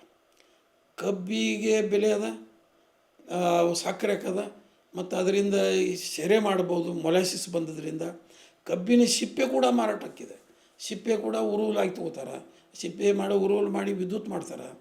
ಮತ್ತು ಅದಕ್ಕೆ ಹತ್ತಿದ ಮಣ್ಣು ಕೂಡ ಅದು ಗೊಬ್ಬರ ಹಾಕದ. ಯಾವುದು ಅದೇನು 1 ಟನ್ ತೂಕ ಮಾಡಿ ಕೊಡ್ತಾರೆ, ಅದು ಅಷ್ಟು ವಸ್ತುನೂ ಟನ್ ಬೆಲೆಯುಳ್ಳ ವಸ್ತುವಾಗಿ ಮಾರಾಟಕ್ಕಿದೆ. ಐತೆ ಮೌಲ್ಯವರ್ಧನ ಅಂತ ಹೇಳ್ತಾರೆ, ಮೌಲ್ಯವರ್ಧಿತ ಆಗೇ ಮಾರ್ತದೆ. ಅದು ಲಾಭ ಮಾಡ್ಕೋತಾರೆ, ಲಾಭ ಇಲ್ಲ ಅಂತೇನಿಲ್ಲ. ಇವರು ಒಂದೊಂದು ಫ್ಯಾಕ್ಟ್ರಿ, ಅವರು 10 ಫ್ಯಾಕ್ಟ್ರಿ ಕಟ್ಟಾರ, 5 ಫ್ಯಾಕ್ಟ್ರಿ ಕಟ್ಟಾರ, ಎಲ್ಲರೂ ಪ್ರೈವೇಟ್ನವ್ರು ಯಾರೂ ಲಾಸ್ನೇ ಬಂದೇ ಇಲ್ಲ. 1-2 ಬಂದಾವ, ಬಟ್ ಅವ್ರಿಗೆ ಸರಿಯಾಗಿ ನಡೆಸಲಾರ್ದಕ್ಕೆ 1-2 ಫ್ಯಾಕ್ಟ್ರಿ ಲಾಸ್ ಆಗ್ಯಾವ ಪ್ರೈವೇಟದ್ದು. ಆದ್ರೆ ಬಟ್ ಪ್ರೈವೇಟ್ ಫ್ಯಾಕ್ಟ್ರಿ ಸರಿಯಾಗಿ ಮಾಡ್ತಾರೆ ರೀ, ಅವರಿಗೆ ಸಬ್ಸಿಡಿ ಅದು ಇದು ಬರ್ತದೆ, ಮತ್ತು ಅವನ್ನೆಲ್ಲ ಕಾನೂನುಬದ್ಧವಾಗಿ ತಗೋತಾರೆ ಅವರು. ಇವ್ರಿಗೆ ಅದೆಲ್ಲ ಬರೋದಿಲ್ಲ. ಇವ್ರಿಗೆ ನೀವು ಆ ಹೈ ಪವರ್ ಕಮಿಟಿಯಲ್ಲಿ ಇದ್ಕೊಂಡು ಈಗ ಇರುವಂಥ ಸಕ್ಕರೆ ಕಾರ್ಖಾನೆಗಳಿಗೆ ಅಥವಾ ಯುವೋದ್ಯಮಗಳು ಬರ್ತಾ ಇದ್ದರೆ ಏನು ಸಲಹೆಯನ್ನು ಕೊಡ್ಲಿಕ್ಕೆ ಬಯಸ್ತೀರಿ ಸರ್? ಇಲ್ಲ, ನೀವು ಅದೇ ಹೇಳಿನಲ್ರಿ, ಮೊದಲನೇದ್ದು ರೈತರನ್ನ ಕಾರ್ಮಿಕರನ್ನ ವಿಶ್ವಾಸನಾಗ ತೊಗೊಂಡು ಹೋಗೋದು, ಮತ್ತು ಪ್ರಾಮಾಣಿಕವಾಗಿ ನಡೆಸಿದ್ರೆ ಲಾಭದಾಗ ನಡೀತದೆ ತಿಳಿದ್ರೆ. ಮತ್ತು ಈಗ ಮೊಲಾಸಿಸ್ಗೆ ಇದಕ್ಕೆ ಭಾಳ ರೇಟ್ ಹೆಚ್ಚು ಮಾಡ್ಯಾರ, 10 ರೂಪಾಯಿ ಹೆಚ್ಚು ಕೊಡ್ತಾರೆ ಈ ಸರ್ಕಾರದವರು. ಅದು ರೈತರಿಗೆ ಕೊಡ್ರಿ ಅಂತ ಕೊಡಾಕ್ತಾರೆ ಅವರು, ಎಲ್ಲಿ ಅದು ರೈತರಿಗೆ ಮುಟ್ಟೋದೇ ಇಲ್ಲ. ಸರ್, ಇದು ಉದ್ಯಮಕ್ಕೆ ಸಂಬಂಧಿಸಿ, ಮಾಧ್ಯಮಕ್ಕೆ ಸಂಬಂಧಿಸಿ ತಾವು ಮಾತಾಡಿದರೆ ಇತ್ತೀಚೆಗೆ ಭಾಳ ಪ್ರಚಲಿತ ವಿಷಯ, ನೀವೊಬ್ಬ ಪತ್ರಕರ್ತರಾಗಿ, ಸಮಾಜ ಚಿಂತಕರಾಗಿ, ಈ ವೀರಶೈವ ಲಿಂಗಾಯತ ಮತ್ತು ಲಿಂಗಾಯತ ಧರ್ಮದ ಸಂಘರ್ಷದ ಕುರಿತು ಏನು ಹೇಳಲಿಕ್ಕೆ ಬಯಸ್ತೀರಿ? ಅಲ್ಲ, ಇದು ಹೇಳಬೇಕು ಅಂತ ಅನಿಸೋ ವಿಷಯ, ಭಾಳ ಒಳ್ಳೆಯ ಪ್ರಶ್ನೆ ಅದ ಸರ್ ಇದು. ಏನು ಅಂದರೆ, ನಾನು ಸ್ವಂತಕ್ಕೆ ಲಿಂಗಾಯತ, ಪಂಚಮಸಾಲಿ. ನಾನು ಲಿಂಗಾಯತ ಅಂತ ಅನ್ನೋದಕ್ಕೆ ಭಾಳ ಮನಸ್ಸು. ಲಿಂಗಾಯತ ಅನ್ಬೇಕು ಸರ್, ಯಾಕೆ ನಾನು ಪಂಚಮಸಾಲಿ ಬಣಜಿಗ ಲಿಂಗಾಯತ ನೋಡ್ರಿ, ಸಬ್ ಕ್ಯಾಸ್ಟ್ಗಳನ್ನು ಯಾಕೆ ವೈಭವೀಕರಿಸ? ಅಲ್ಲ, ನನಗೆ 25 ವರ್ಷ ವಯಸ್ಸಾಗೋ ತನಕ ನಾವು ಪಂಚಮಸಾಲಿ ಅಂತ ನನಗೇ ಗೊತ್ತಿದ್ದಿರಲಿಲ್ಲ. ಒಂದು ಜಾತಿ ಐತಿ ಅಂತ ಗೊತ್ತಿದ್ದಿರಲಿಲ್ಲ. ಪಂಚಮಸಾಲಿ ಅಂತ ನಾವು ಅಂತಿರಲಿಲ್ಲ. ನಾವು ನಮ್ಮ ಮದುವೆ ವಿಚಾರ ನಡೆಯುವಾಗ ಅದು ಪಂಚಮಸಾಲಿ ಅಂತ ಮಾತಾಡಕತ್ತಿದ್ರು ನಮ್ಮ ಮನೆಯಾಗ. ಆವಾಗ ನಮಗೆ ಗೊತ್ತಾದದ್ದು, ಆ ಕಾಲಘಟ್ಟದೊಳಗಿದ್ದೀವಿ. ಆಗ ಎಲ್ಲರೂ ಲಿಂಗಾಯತದ ಬರೆಸ್ತಿದ್ರು. ಆಗ ಲಿಂಗಾಯತ ಎಲ್ಲರೂ ಸರ್ಟಿಫಿಕೇಟ್, ಈ ಗಾಣಿಗೇರ್ ಸಮಾಜದವ್ರು ಯಾರು ಬೇಕಾದವ್ರು ತೆಗೆದು ನೋಡ್ರಿ, ಸಿದ್ದು ನ್ಯಾಮಗೌಡರು ಗಾಣಿಗೇರ್ ಸಮಾಜದವರು ಲಿಂಗಾಯತ ಅಂತನ ಸರ್ಟಿಫಿಕೇಟ್ ಅದ. SR ಪಾಟೀಲ್ ರೆಡ್ಡಿ ಸಮಾಜದವ್ರು ಲಿಂಗಾಯತ ಅಂತ ಅವ್ರ ಸಾಲಿ ಸರ್ಟಿಫಿಕೇಟ್ ಅದ. ಅಂದರೆ ಎಲ್ಲ ಈ ಸಬ್ ಕಾಸ್ಟ್ಗಳು ಏನದಾವ, ನೇಕಾರರೆಲ್ಲರೂ ಲಿಂಗಾಯತ ಅಂತ ಬರ್ಸಿದ್ದಾರೆ. ನಾವು ಮಹಾಲಿಂಗಪುರ ಭಾಗದಾಗ ಭಯಂಕರ ಲಿಂಗಾಯತ ಅದ. ಇದು ಸರ್ಕಾರಿ ಸೌಲಭ್ಯದ ಏನೋ ಒಂದು ಇದ್ರ ಸಲುವಾಗಿ ಏನು ಬಂದು ಈಗ ಬೇಡ ಜಂಗಮರ ಶುರುವಾಗ್ಯಾರ, ಜಂಗಮರೇ ಬೇಡ ಜಂಗಮರ ಅಂತ ಕೇಳಾಗ್ತಾರೆ. ಅದು ಅಷ್ಟು ಒಪ್ಪತಕ್ಕದ್ದಲ್ಲ. ಅವರು ಯಾಕೋ ನನ್ನ ಮನಸ್ಸಿಗೆ ಒಪ್ಪಿಗಿಲ್ಲ, ಅವ್ರಿಗೆ ನೋವು ಆಗ್ತದ ಅಂತ ಹೇಳ್ತಾರೆ. ಬಟ್ ನಾವು ದುರುದ್ದೇಶದಿಂದ ಹೇಳ್ತಾ ಇರಲ್ಲ, ಒಂದು ಸಾಮಾಜಿಕ ಘನತೆಯಿಂದ ಇರುವಾಗ. ಇನ್ನೊಂದು ಇಲ್ಲಿ ಹಂಗೆ ಹೇಳ್ಬೇಕು ಅಂತಂದ್ರೆ ರೀ, ಅಂಬೇಡ್ಕರ್ನ ಗುರು ಒಬ್ಬರು ಇದ್ದರು, ದೇವರಾಯ ಅಂತ. ದೇವರಾಯದ್ದು ಅವನ ಅಡ್ಡಸ್ರು ಇಂಗಳೇ ಮಾರ್ಗ ಅಂತ ಒಂದು ಸಿನಿಮಾ ಬಂದಿದೆ ಅಲ್ಲ, ಆ ದೇವರಾಯ ಬೆಳಗಾವ್ದವ. ಬೆಳಗಾವ್ಯಾಗ ಒಂದು ರಸ್ತಾಕ್ಕೆ ಹೆಸರಿಟ್ಟಾರ ಇಂಗಳೇ ಮಾರ್ಗ ಅಂತ. ಅವ ಅಡ್ಡ ಹೆಸರು ಅಡ್ಡಡ್ಡ ಸೀಳಿ ಅಂತ ಒಂದು ಚಳವಳಿ ಮಾಡಿದರು. ಅಂಬೇಡ್ಕರ್ಗೂ ಕೂಡ ಮೆಚ್ಚುಗೆ ಆದದ್ದು. ಅಡ್ಡ ಹೆಸರು ಅಡ್ಡಡ್ಡ ಸೀಳಿ ಅಂದರೆ ನೀವು ಹರಿಜನ ಅಂತ ಬರ್ಕೋಬೇಡ್ರಿ, ಸರ್ದೇಸಾಯಿ, ದೇಶಪಾಂಡೆ, ದೇಶ್ಮುಖ್ ಅಂತ ಬರ್ಕೋರಿ, ಪಾಟೀಲ್ ಅಂತ ಬರ್ಕೋರಿ ಅಂತ ಹೇಳಿದರು. ಅದನ್ನ ಭಾಳ ಮಂದಿ ಮಾಡ್ಯಾರ. ಅದನ್ನು ಆ ಮಹಾರಾಷ್ಟ್ರ ಹೋದವ್ರು ಅಲ್ಲಿ ಮಾಡ್ಯಾರ. ಹಂಗೆ ನೀವು ಎತ್ತರಕ್ಕೆ ಹೋಗ್ರಿ ಅಂತ ಅನ್ನೋದಿದ್ದಾಗ ನೀವು ಮತ್ತೆ ನಮಗೆ ಇದನ್ನು ಕೊಡ್ರಿ ಅಂತ ಕೇಳೋದು, ಮೀಸಲಾತಿ ಕೇಳೋದು, ಅಥವಾ ಒಳಪಂಗಡ ವಿಷಯವಾದರೂ ಯಾಕೆ ಪ್ರತಿಪಾದನೆ ಮಾಡಬೇಕು, ಮತ್ತು ಇದನ್ನು ಆಗಬೇಕು. ಲಿಂಗಾಯತ ಒಂದೇಪ ಈಗ ಇರಲಿ, ಅವು ಬೇಕಾದ್ರೆ ಬೇರೆ ಇಟ್ಕೋಲ್ರಿ. ಯಾಕೆ ಅವ್ರು ಏನು ಒಬ್ಬರು ಪಂಚಮಸಾಲಿ ಅಂತ ಇಟ್ಕೊಂಡಾರ. ಬಟ್ ಇವ್ರು ಎಲ್ಲರೂ ಇದು ಮೀಸಲಾತಿ ಕೇಳ್ತಾ ಇರೋದು ಏನಷ್ಟು ನನಗೆ ಮೀಸಲಾತಿ ಸರ್. ಮೂಲಭೂತವಾಗಿ ಬಸವಣ್ಣನೇ ಲಿಂಗಾಯತ ಧರ್ಮದ ಸಂಸ್ಥಾಪಕ. ಅದು ಏನದ ಸರ, ಕರೆಕ್ಟ್ ವರ್ಡಿಂಗ್ ಲಿಂಗಾಯತವೇ ಸರಿಯಾದದ್ದು. ಇದನ್ನು ಹಿಂದೂ ಮುಖ್ಯಮಂತ್ರಿ ಆದಾಗ ಸಿದ್ದರಾಮಯ್ಯ ನಿರ್ಣಯ ತಗೊಂಡು ರಾಜ್ಯ ಸರ್ಕಾರ ಅದನ್ನು ಒಪ್ಪಿಗೆ ಕೂಡ ಮಾಡಿ ಕೇಂದ್ರಕ್ಕೆ ಕಳಿಸ್ತು. ಕೇಂದ್ರದವರು ಒಪ್ಪಿಗೆ ಕೊಡಲಿಲ್ಲ, ಅಲ್ಲಿಗೆ ನಿಂತದು. ಈಗ ನಾವು ಎಲ್ಲರಿಗಿಂತಲೂ ಮಠಾಧಿಪತಿಗಳ ಮಾತು ಭಾಳ ಮಹತ್ವದ. ಅವ್ರು ಏನು ಮಾಡಾಕತ್ತಾರೆ ಬೆರಿಕೆ ಅವರು, ಮಠಾಧಿಪತಿಗಳು ಬಹಳಷ್ಟು ಮಂದಿ, ಬಹಳ ಕೆಲವೇ ಮಂದಿ ಲಿಂಗಾಯತ ಪ್ರತಿಪಾದನೆ ಮಾಡ್ತಾರೆ. ಬಟ್ ಅವ್ರದ್ದು there number is very less. ಅವ್ರು ಪವರ್ಫುಲ್ ಅದಾರ ಇರಲಿ. ಬಟ್ ಇವರು ಉಳಿದ ಸ್ವಾಮಿಗಳು ಏನು ಹೇಳ್ತಾರೆ, ಎರಡೂ ಒಂದೇ ಅಂತ ಹೇಳ್ತಾರೆ. ಯಾಕೆ ಹೇಳ್ತಾರೆ ಅವರು ಎರಡೂ ಒಂದೇ? ಲಿಂಗಾಯತ ವೀರಶ ಅವ್ರದ್ದು ಹಂಗೆ ಹೇಳುವುದಕ್ಕೆ ಹಿಂದೆ ಅವ್ರದ್ದು ವ್ಯಾಪಾರಿ ಮನೋಭಾವ ಇದೆ. ಅವ್ರಿಗೆ ಇಬ್ಬರೂ ಭಕ್ತರು ಬೇಕು. ಅವ್ರು ಭಕ್ತರ ಮೇಲೆ ಬದುಕವ್ರು, ಭಕ್ತರು ಇವ್ರ ಮೇಲೆ ಭಕ್ತರ ಮೇಲೆ ಬದುಕಲಿ ಸರ್. ಭಕ್ತರಿಗೆ ಸತ್ಯ ಹೇಳಿ ಬದುಕಬಹುದಲ್ಲ. ಇಬ್ಬರಿಂದನೂ ಅವ್ರಿಗೆ ಆದಾಯ ಬರ್ತಿದೆ ಸರ್. ವೀರಶೈವ ಅನ್ನೋರಿಗೂ ಲಿಂಗಾಯತದ ಬಗ್ಗೆ ಕಲ್ಪನೆ ಕೊಡಬೇಕಲ್ಲ,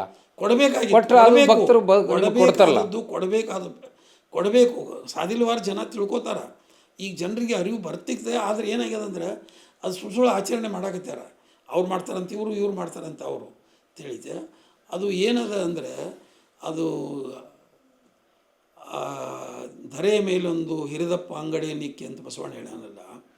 ಇವರು ಮಠಾಧಿಪತಿಗಳು ಅಂಗಡಿ ಇಟ್ಕೊಂಡು ಅವ್ರ ಜೊತೆ ಮಾತಾಡ್ತಾರೆ. ಅಂದರೆ ಆ ಭಕ್ತನೂ ಇರಲಿ, ನನಗೆ ಈ ಭಕ್ತನೂ ಇರಲಿ. ಆ ಭಕ್ತರನ್ನು ತಿದ್ದುವ ಮನೋಭಾವ ಇವರಿಗೆ ಬರಬೇಕು. ಮತ್ತು ಇವರಲ್ಲಿ ಮೊದಲು ವೈಜ್ಞಾನಿಕ ಪ್ರಜ್ಞೆ ಬರಬೇಕು. ಇವರು ಕೂಡ ಸಂವಿಧಾನದ ಕೆಳಗೆ ಕೆಲಸ ಮಾಡಬೇಕು. ಸಂವಿಧಾನ ಹೆಂಗೆ ಹೇಳ್ತದೆ, ವೈಜ್ಞಾನಿಕ ಮನೋಭಾವ, ಸರಳ ಆಗಿರ್ರಿ, ಸರಿಯಾಗಿ ಇರ್ರಿ ಅಂತ ಮುಗಿದು. ಅದೆಲ್ಲ ಬಸವ ತತ್ವದಲ್ಲಿದೆ, ಲಿಂಗಾಯತ ಧರ್ಮದಲ್ಲಿ. ಲಿಂಗಾಯತ ಅದು ಸಂವಿಧಾನ ಇದ್ದಂಗೆ ಅದ ರೀ. ಸಂವಿಧಾನಕ್ಕೆ ಭಾಳ ಸಮೀಪವಾಗಿ ಯಾವ ಬಸವಣ್ಣನ ಕಾಲಕ್ಕನ ಅದು ಇದನ್ನು ತೊಗೊಂಡು ಬಂದದ್ದು, ಅದು ಸರಿಯಾದದ್ದು. ಅದು ಕೊನೆಯದಾಗಿ ನೀವು ಪ್ರಶ್ನೆ ಎತ್ತಿಲ್ಲ, ನಾನು ಹೇಳ್ತೀನಿ. ಅದು ಆ ವೀಣಾ ಬನ್ನಂಜಿ ಅವರು ಇದು ಇರಲಿಲ್ಲ, ಅನುಭವ ಮಂಟಪ ಇರಲಿಲ್ಲ, ಅನುಭವ ಮಂಟಪ ಇರಲಿಲ್ಲ ಅಂತ ಹೇಳಿದ್ದು ಸರಿಯಾದದ್ದು ಅಲ್ಲ. ಅನುಭವ ಮಂಟಪ ಅಂತ ಒಂದು ಕಟ್ಟಡ ಇರಲಿಕ್ಕಿಲ್ಲ. ಆದರೆ ಅವರು ಕುಳಿತ ಗಿಡದ ನೆರಳಿನ ಕೆಳಗೆ ಕುಳಿತ ಗಿಡದ ನೆರಳಿನ ಕಟ್ಟಿ ಕೂಡ ಅದೊಂದು ಅನುಭವ ಮಂಟಪ. ಎಲ್ಲಿ ಚರ್ಚೆಗಳು ಈ ಸೆನ್ಸಿನೊಳಗೆ ಅನುಭವ ಮಂಟಪ ಬಂತು. ಬಹಳ ವೈಚಾರಿಕ ಚರ್ಚೆಯನ್ನು ಮಾಡಿದರು. ಅವರು ವೈಜ್ಞಾನಿಕ ಮನೋಭಾವದವರೇ ಆಗಿದ್ದರು. ಮತ್ತು ಒಳ್ಳೆ ಅವರಂಥ ಚರ್ಚೆ ನನಗೆ ಆಶ್ಚರ್ಯ ಅನ್ನಿಸ್ತದೆ. ಆ ಕಾಲಘಟ್ಟದೊಳಗೆ ವಚನಗಳು ಸಾಕ್ಷಿ ಅದವಲ್ಲ. ಅಕ್ಕ ಮಹಾದೇವಿಯ ಮೇಲೆ ಬೂಸನೂರು ಮಠರು, ಹಿಂದಿನ ಬೂಸನೂರು, ಅಕ್ಕನೂ ವಿಜ್ಞಾನಿ ಆಗಿರಬಹುದೇ ಅಂತ ಪುಸ್ತಕ ಒಂದು ಅವರು 100 years ಬ್ಯಾಕ್ ಬರ್ತಾರೆ. ಭಾಳ ಅದ್ಭುತವಾದ ಪುಸ್ತಕ ಅದು. ಅಕ್ಕನೂ ವಿಜ್ಞಾನಿ ಆಗಿರಬಹುದೇ ಅಂದರೆ ಅಕ್ಕಂದೊಂದು ವಚನ ಇದೆ, ಸಂಘದಿಂದಲ್ಲದೆ ಅಗ್ನಿ ಹುಟ್ಟೋದು, ಸಂಘದಿಂದಲ್ಲದೆ ಬೀಜ ಮೊಳೆದು ಹೊರದು ಅಂತ ಏನು ಅಕ್ಕ ಮಹಾದೇವಿ ಇದನ್ನು. There is a no fire without friction.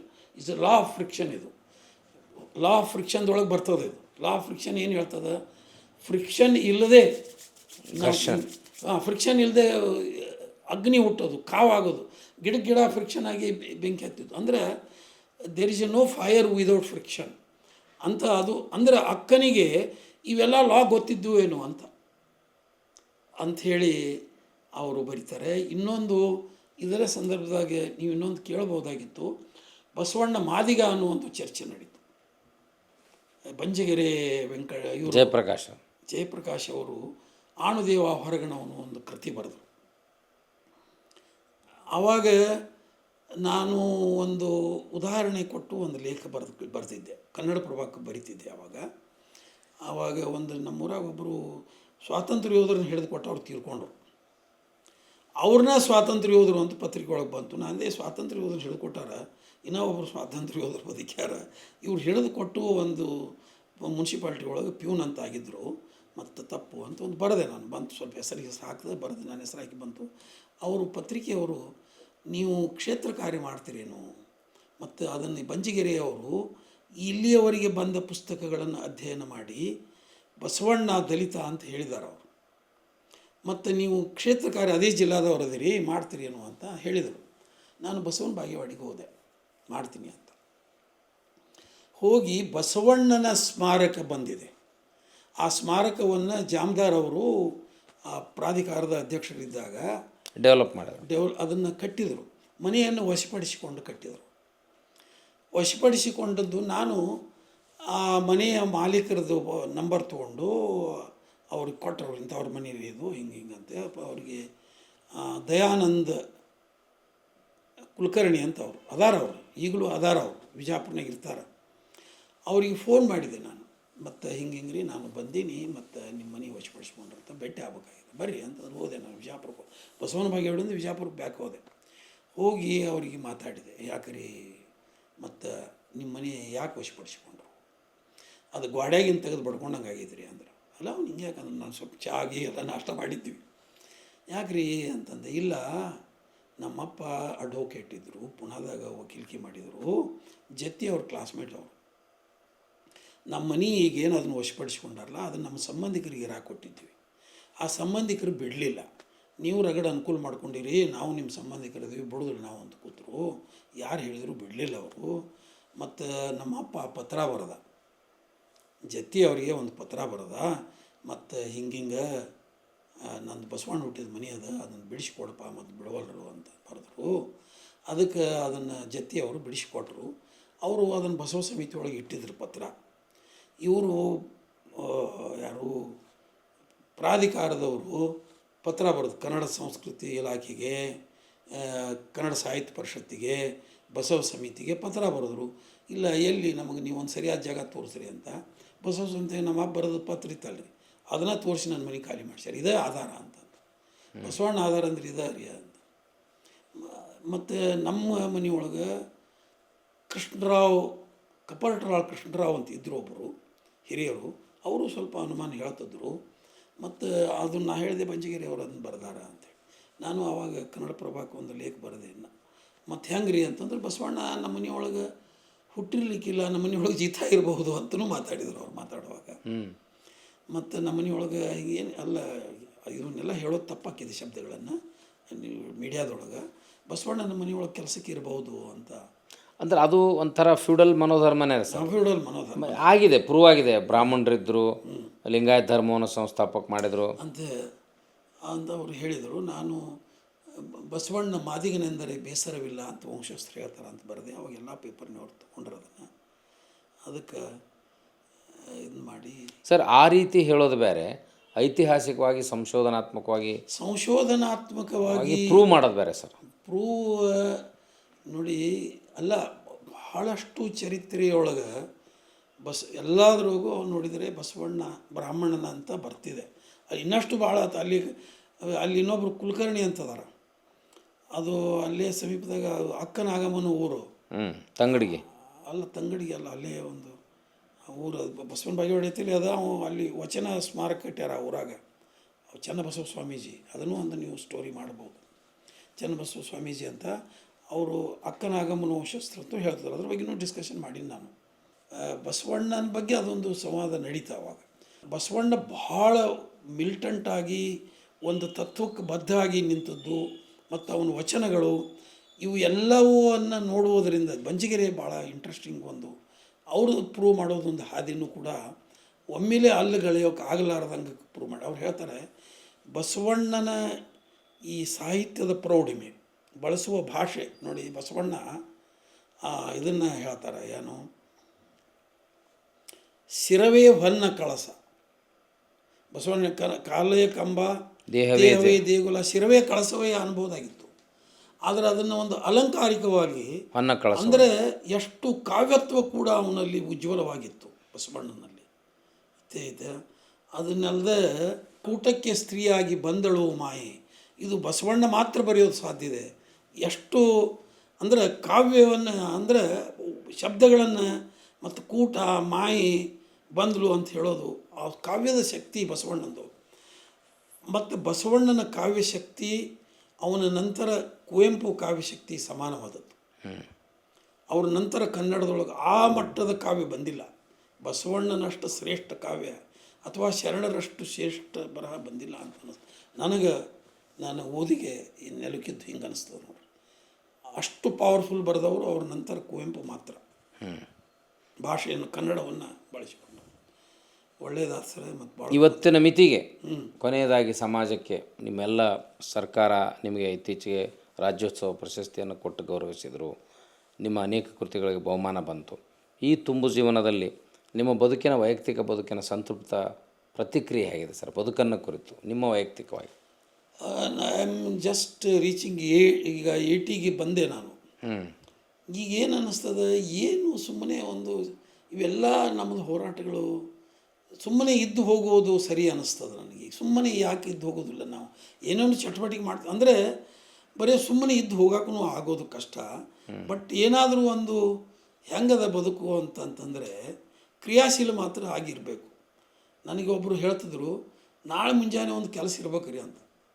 ನೀವು ನಾಳೆ ಒಟ್ಟು ಏನು ಕೆಲಸ ಇಲ್ಲ, ಈಗ ರಿಟೈರ್ಡ್ ಆಗಿವಿ, ಬೇಡ ಮನೆಯಾಗಿರ್ತೀವಿ ಅಂತ ಹಂಗಿರೋದಕ್ಕಿಂತಲೂ ಏನಾದರೂ ಒಂದು ಮಾಡಿಕೊಂಡು ಇರಬೇಕು. ಮತ್ತು ಭಾಳ ಅತಿಯಾಗಿ ಈಗ ಭಾಳ ಮಂದಿಗೆ ಅನಿಸ್ತದೆ ಇಷ್ಟೆಲ್ಲ ಸಂಪತ್ತು ಮಾಡಬೇಕಾದದ್ದೇನಿಲ್ಲ, ಸರಳ ಇರುವಷ್ಟಿದ್ದರೆ ಸಾಕು ಅನ್ನಿಸ್ತದೆ. ಮತ್ತು ಬೇರೆ ಬೇರೆ ಜನಪರವಾಗಿ ಉಳಿದವರೆಲ್ಲರೂ ಈ ರಿಟೈರ್ಡ್ ಆದ ಮಂದಿಗೆ ಭಾಳ ನಾ ಏನು ಹೇಳ್ತಾನಂದ್ರೆ, ನೀವೆಲ್ಲರೂ ಪ್ರವಾಸಕ್ಕೆ ಹೋಗ್ರಿ, ಪೇಪರ್ ಓದ್ರಿ, ಮನ್ಯಾಗ ಕೊಂಡು ಪೇಪರ್ ಓದ್ರಿ, ಮೊಬೈಲೆಲ್ಲ ಆಪ್ರೇಟ್ ಕಲ್ಕೋರಿ. ಈ ಸಂಗತ ಬರಹದೊಳಗೂ ಬರ್ದೀನಿ ನಾನು. ವಯಸ್ಸಾದವ್ರು ಮೊಬೈಲ್ ಕಲ್ಕೋರಿ, ನಿಮ್ಮ ಮನೆಗೆ ಒಂದು ಪೇಪರ್ ತರಿಸಿ ಹೋದ್ರಿ, ಅದ್ರಾಗ ಒಂದು ಯಾವುದೋ ಕೊಲೆ ಆದ ಸುದ್ದಿ ಇರ್ತದೆ, ನಿಮ್ಗೆ ಇಂಟ್ರೆಸ್ಟ್ ಹಾಕದ, ಮನೋರಂಜನೆ ಹಾಕದ. ಮತ್ತು ಜನರನ್ನು ಮಾತಾಡ್ಸಕತ್ರಿ, ಜನರು ಮಾತಾಡ್ಸಿದ್ರೆ ಒಳ್ಳೊಳ್ಳೆ ಕಥೆ ಹೇಳ್ತಾರೆ. ಅದಕ್ಕೆ ಈ ಬದುಕಿಗೆ ಏನು ಅಂಥದ್ದೇನೋ ಒಂದು ಘನವಾದದ್ದು ಅಂತ ಏನಿಲ್ಲ. ಇವು ಸಾಧನೆ ಅನ್ನೋದು ಕೂಡ ಒಂದು ಸುಮ್ಮನೆ ಒಂದು ಇದು, ನಾವು ಅದನ್ನು ಮಾಡಿದ್ವಿ, ಇದನ್ನು ಮಾಡಿದ್ವಿ, ಪುಸ್ತಕ ಮಾಡಿದ್ವಿ, ಅದನ್ನು ಮಾಡಿದ್ವಿ, ಇದನ್ನು ಮಾಡಿದ್ವಿ ಅಂತ. ನಾ ಇವು ಎಲ್ಲವನ್ನೂ ಮಾಡುವುದು ಬದುಕುವುದಕ್ಕಾಗಿ ಮಾಡಿದ್ದೆ. ಸುಮ್ಮನೆ ಇದೊಂದು ಸೇವೆ, ಕನ್ನಡದ ಸೇವೆ ಅಂತ ಏನೋ ನಾನು ಖಂಡಿತವಾಗಿ ನನಗೆ ಹೇಳೋಕ್ಕೆ ಸ್ವಲ್ಪ ಅದು ಸರಿ ಅನಿಸಿಲ್ಲ ಇದ್ದದ್ದು ಹೇಳೋದು. ನಾನು ಬರೆಯೋದು ಏನಾದರೂ ಸ್ವಲ್ಪ ನನ್ನ ಉಪಜೀವನಕ್ಕೆ ಬರ್ತದ ಅಂತ ನಾನು ಬರೋದು. ಅದನ್ನೆಲ್ಲ ತಾವು ಪ್ರಾಮಾಣಿಕವಾಗಿ ಒಪ್ಕೊಂಡಿದ್ದೀರಿ ಸರ್? ಈಗಲೂ ನಾನು ಅದೇನು ನಾನು ಸೇವೆ ಅಂತಂದಾಗ ಅದಕ್ಕೆ ನನಗೆ ಆ 60 ಏಜಿದ್ದು ಆಗಲಿ 70ದ್ದಾಗಲಿ ಸಂಭಾವನೆ ಗ್ರಂಥ ಆಗಲಿ ಇವನ್ನ ನಾನು ಬಯಸಿಲ್ಲ ತಿಳಿತಾರೆ. ಇವು ಯಾವುವು ಸುಮ್ಮನೆ ಏನು ಅದಾವ, ಅವು ಏನು ನಾನೇ ಹೊಗಳ್ಕೊಂಡು ಏನು ಮಾಡ್ಕೊಂಡು ಏನು ಮಾಡೋದು. ಭಾಳ ಸಂತೋಷ. ತಾವು ಇಂಥ ಸಂದರ್ಭದಲ್ಲೂ ಕೂಡ ಭಾಳಷ್ಟು ವಿಷಯಗಳನ್ನು ನಿಮ್ಮೆಲ್ಲ ಪಯಣದ ಅನೇಕ ಮಗ್ಗಲನ್ನು ತಿಳಿಸ್ಕೊಟ್ರಿ ಸರ್. ತಮಗೆ ಅನಂತ ಶರಣಾರ್ಥಿಗಳು. ನಮಸ್ಕಾರ ಸರ್. Thank you sir. ನನ್ನ ಮನಸ್ಥಿತಿ ಮನಸ್ಸಿನಾಗಿದ್ದದ್ದು ಹೇಳಕ್ಕೆ ಮಾಡಿದ್ರಿ. ಅನೇಕಗಳನ್ನು ಧೈರ್ಯವಾಗಿ ಹೇಳೋದು ಈಗಲೂ ಕಷ್ಟ ಅನ್ನಿಸ್ತಿದೆ. ಯಾಕಂತಂದರೆ ಸಮಾಜದೊಳಗೆ ಅಷ್ಟು ಸಮಸ್ಯೆ ಇದೆ, ನಾವು ಅವ್ರ ಜೋಡಿನ ಬದುಕಬೇಕಾಗ್ತದೆ. ಬಟ್ ಕೊನೆಯದಾಗಿ ಹೇಳೋದಂದ್ರೆ ವೈಜ್ಞಾನಿಕ ಮನಸ್ಸನ್ನು ರಾಜಕಾರಣಿಗಳು ಮತ್ತು ಮಠಾಧಿಪತಿಗಳು ಬೆಳೆಸಿಕೊಳ್ಳುವುದು ಈಗಿನ ಅವಶ್ಯಕತೆ. ಅದನ್ನೊಂದಾದರೆ ಸಮಾಜ ಭಾಳ ಸರಳ ಆಗ್ತದೆ. Thank you. ಧನ್ಯವಾದ ಸರ್. ಶರಣ.